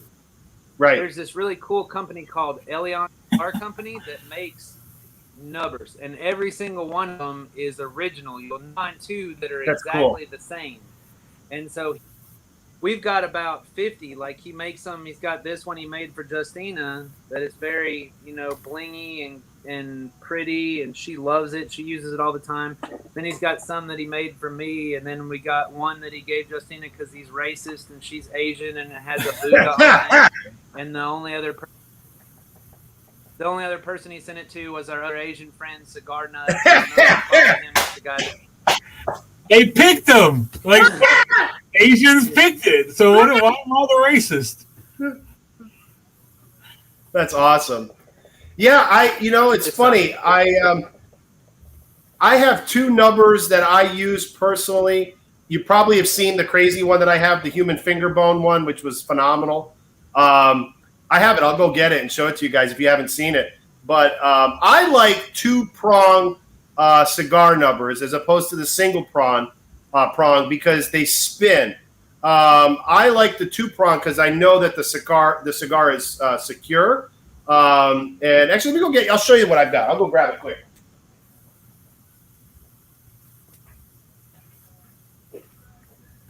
So Christian, well, he's gone. You want to take this time to plug the shop and the website?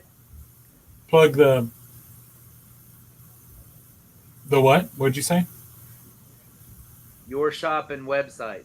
Oh yeah. So if you're not buying from Sir Louis, you can definitely go to ElionCigarCompany.com and pick up. I've got my nubbers. Oh, that's really cool. Is it like that is bad. Turned metal? This is a real human finger bone right here, and then this. What the fuck? This is actually 18 karat gold. So I had this built, and I obviously have too much fucking disposable income, and so this was my own design. I drew it out, and I saw that he did these human finger bone fucking things, and I can't figure out this camera shit being backwards, and then I wanted rubies. But I'm not a billionaire, so I had to settle for garnets. So they're still real stones, and he facets them. And, I wanted it to be like a Dracula type thing. I'm going to have him put an 18-karat gold like birdcage around this bottom stone. And, it's pretty fucking dope, man. It's a conversation piece. Chris, and it's actually very comfortable in your hand. It should be. It's a hand, so, you know. This motherfucker's nubber bougie. He's got a damn 20-karat gold nubber. This motherfucker is nubber. I like the 2-prong. When you smoke with that, do you smoke with your pinky up like this? You have to. Yeah, you have to. You have to. No. And then I have this one Then I have this one that was the first number that I bought, and he's a famous knife maker, Charles Sauer. This is Damascus. You can't see it with this shitty camera, but it's Damascus steel, and this was the first cigar cover he ever made. And I said, "Can I buy it?" And he's like, "Yeah, sure." He signed it for me. I mean, you can't see it because the camera's shitty quality, but it's got his autograph on the end there. This is usability. This is way better. I mean, this is great. Yeah, I have my double numbers that I've got are actually I go to I find fondue. Oh, there you go. And use fondue picks. Perfect. Yep. Yeah, you know, I've seen a lot of different ones. I have a guy that buys from me here locally, and he has one that I thought was the coolest fucking thing. He made it himself. It's a Lego minifigure. I think it's the Joker, and he put 2 prongs in the legs, and he so it's got the 2-prong thing. He made it himself, and I'm like, that could be a really cool idea to do like Lego minifigure versions for people that are into Lego, you know? So yeah, very cool. So Christian made a number for Justina. It was the first one he ever made for her. And you know, you've seen my wife's logo. She's really big into sugar skulls. So at the time, he had a laser engraver, and he little tiny fucking skull bead, and he put it in his laser engraver and engraved sugar skull designs on it. And then when you turn the skull around on it, he actually engraved my Harsh logo with the knuckles and everything on the back of this little tiny. Oh, it was badass. She still has that one. She doesn't use it anymore. She just keeps it up. It's like in our little, you know, where we keep all our cool shit, cigar shit. She has it stuffed up there. I tell people all the time, if you don't use a cigar number, you're missing out on some of the best parts of the cigar sometimes. And it also, if you think, I started selling cigars on my lives when I would do my samplers, and I would tell people it's dollar per hour enjoyment, right? It was this like aha moment I had where I was like, you're not buying a $10 cigar, you're buying 2 hours of amazing enjoyment for $10. So you're getting enjoyment for $5 an hour. That is so cheap. Like what could you possibly buy with $5 for an hour? Nothing, you know, or insert whatever price. A J. London, $10 an hour. You think that's expensive? No. That's cheap. So you spend more at the strip club. Yeah, exactly. And the number gets you another maybe 10, 15 minutes. Yeah. Pays for itself. You can't even get a good hand job for $5. Maybe in Thailand. I don't know what the prices are like these days, but yeah, I don't know. Well, I know if you're anything like me, a hand job ain't gonna last no fucking hour. It's gonna be as much better than that. Well, it depends on the person, I guess. I don't know.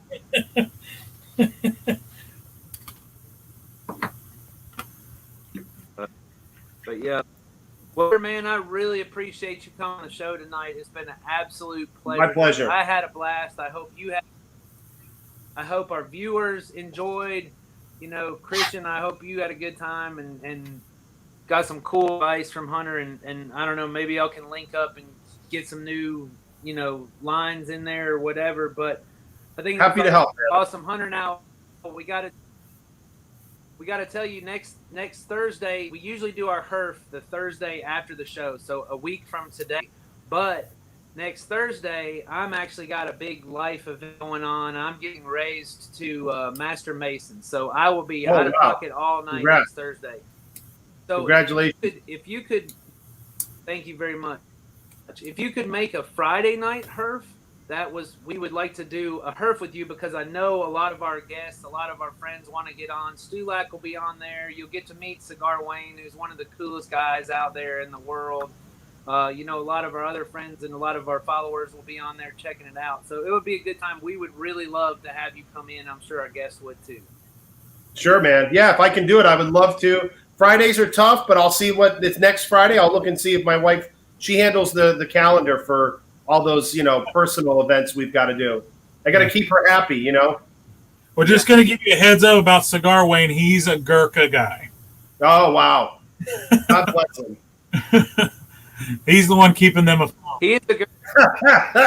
And when you want to, Yeah, well, hey, whatever. They obviously somebody's buying their stuff. yeah, when you want to talk about somebody that does not have a filter, Cigar Wayne is the poster child for no filter. Oh wow, I can't wait. My kind I love. Is he missing teeth? It looks like he's missing some front teeth. Could be. Oh Talking to the wrong motherfucker now. yeah. I ain't stripping. I love it. Do I need to play the song, Nick? Oh yeah, do the song. I Jeff. hear the train coming. It's rolling in the bend. I don't know what the hell's going on, but the Super Stogie brothers with Nick and Christian. I love it. He's something else. He seems it. He seems class act all the way. I love it, man. Yeah, let me know. Shoot me the link or whatever I got to do to get on there. Is it the same platform or do you use a different platform? We use Zoom, so we can get Perfect. more people on. So we usually probably have like 10, maybe 15 at the most people on. Yep. So we'll just a herf session. We'd smoke a couple cigars and just shoot the shit. Very cool. And then people can talk to you and shit. You might even get some sales that night. Sure. I love But it. Yeah. Oh yeah. well, cool. I'm gonna throw you back in the waiting room. Just stay on real quick, and we'll do an after show real quick, All right, and then cool, man. hop off. All right. See you guys. All the viewers, take care, man. All right, guys. Thank you very much for watching the show. I'm Nick. I'm Christian.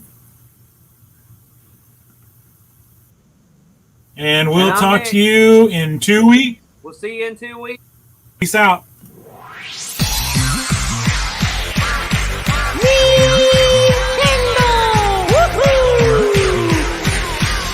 Yes, all right, let's go!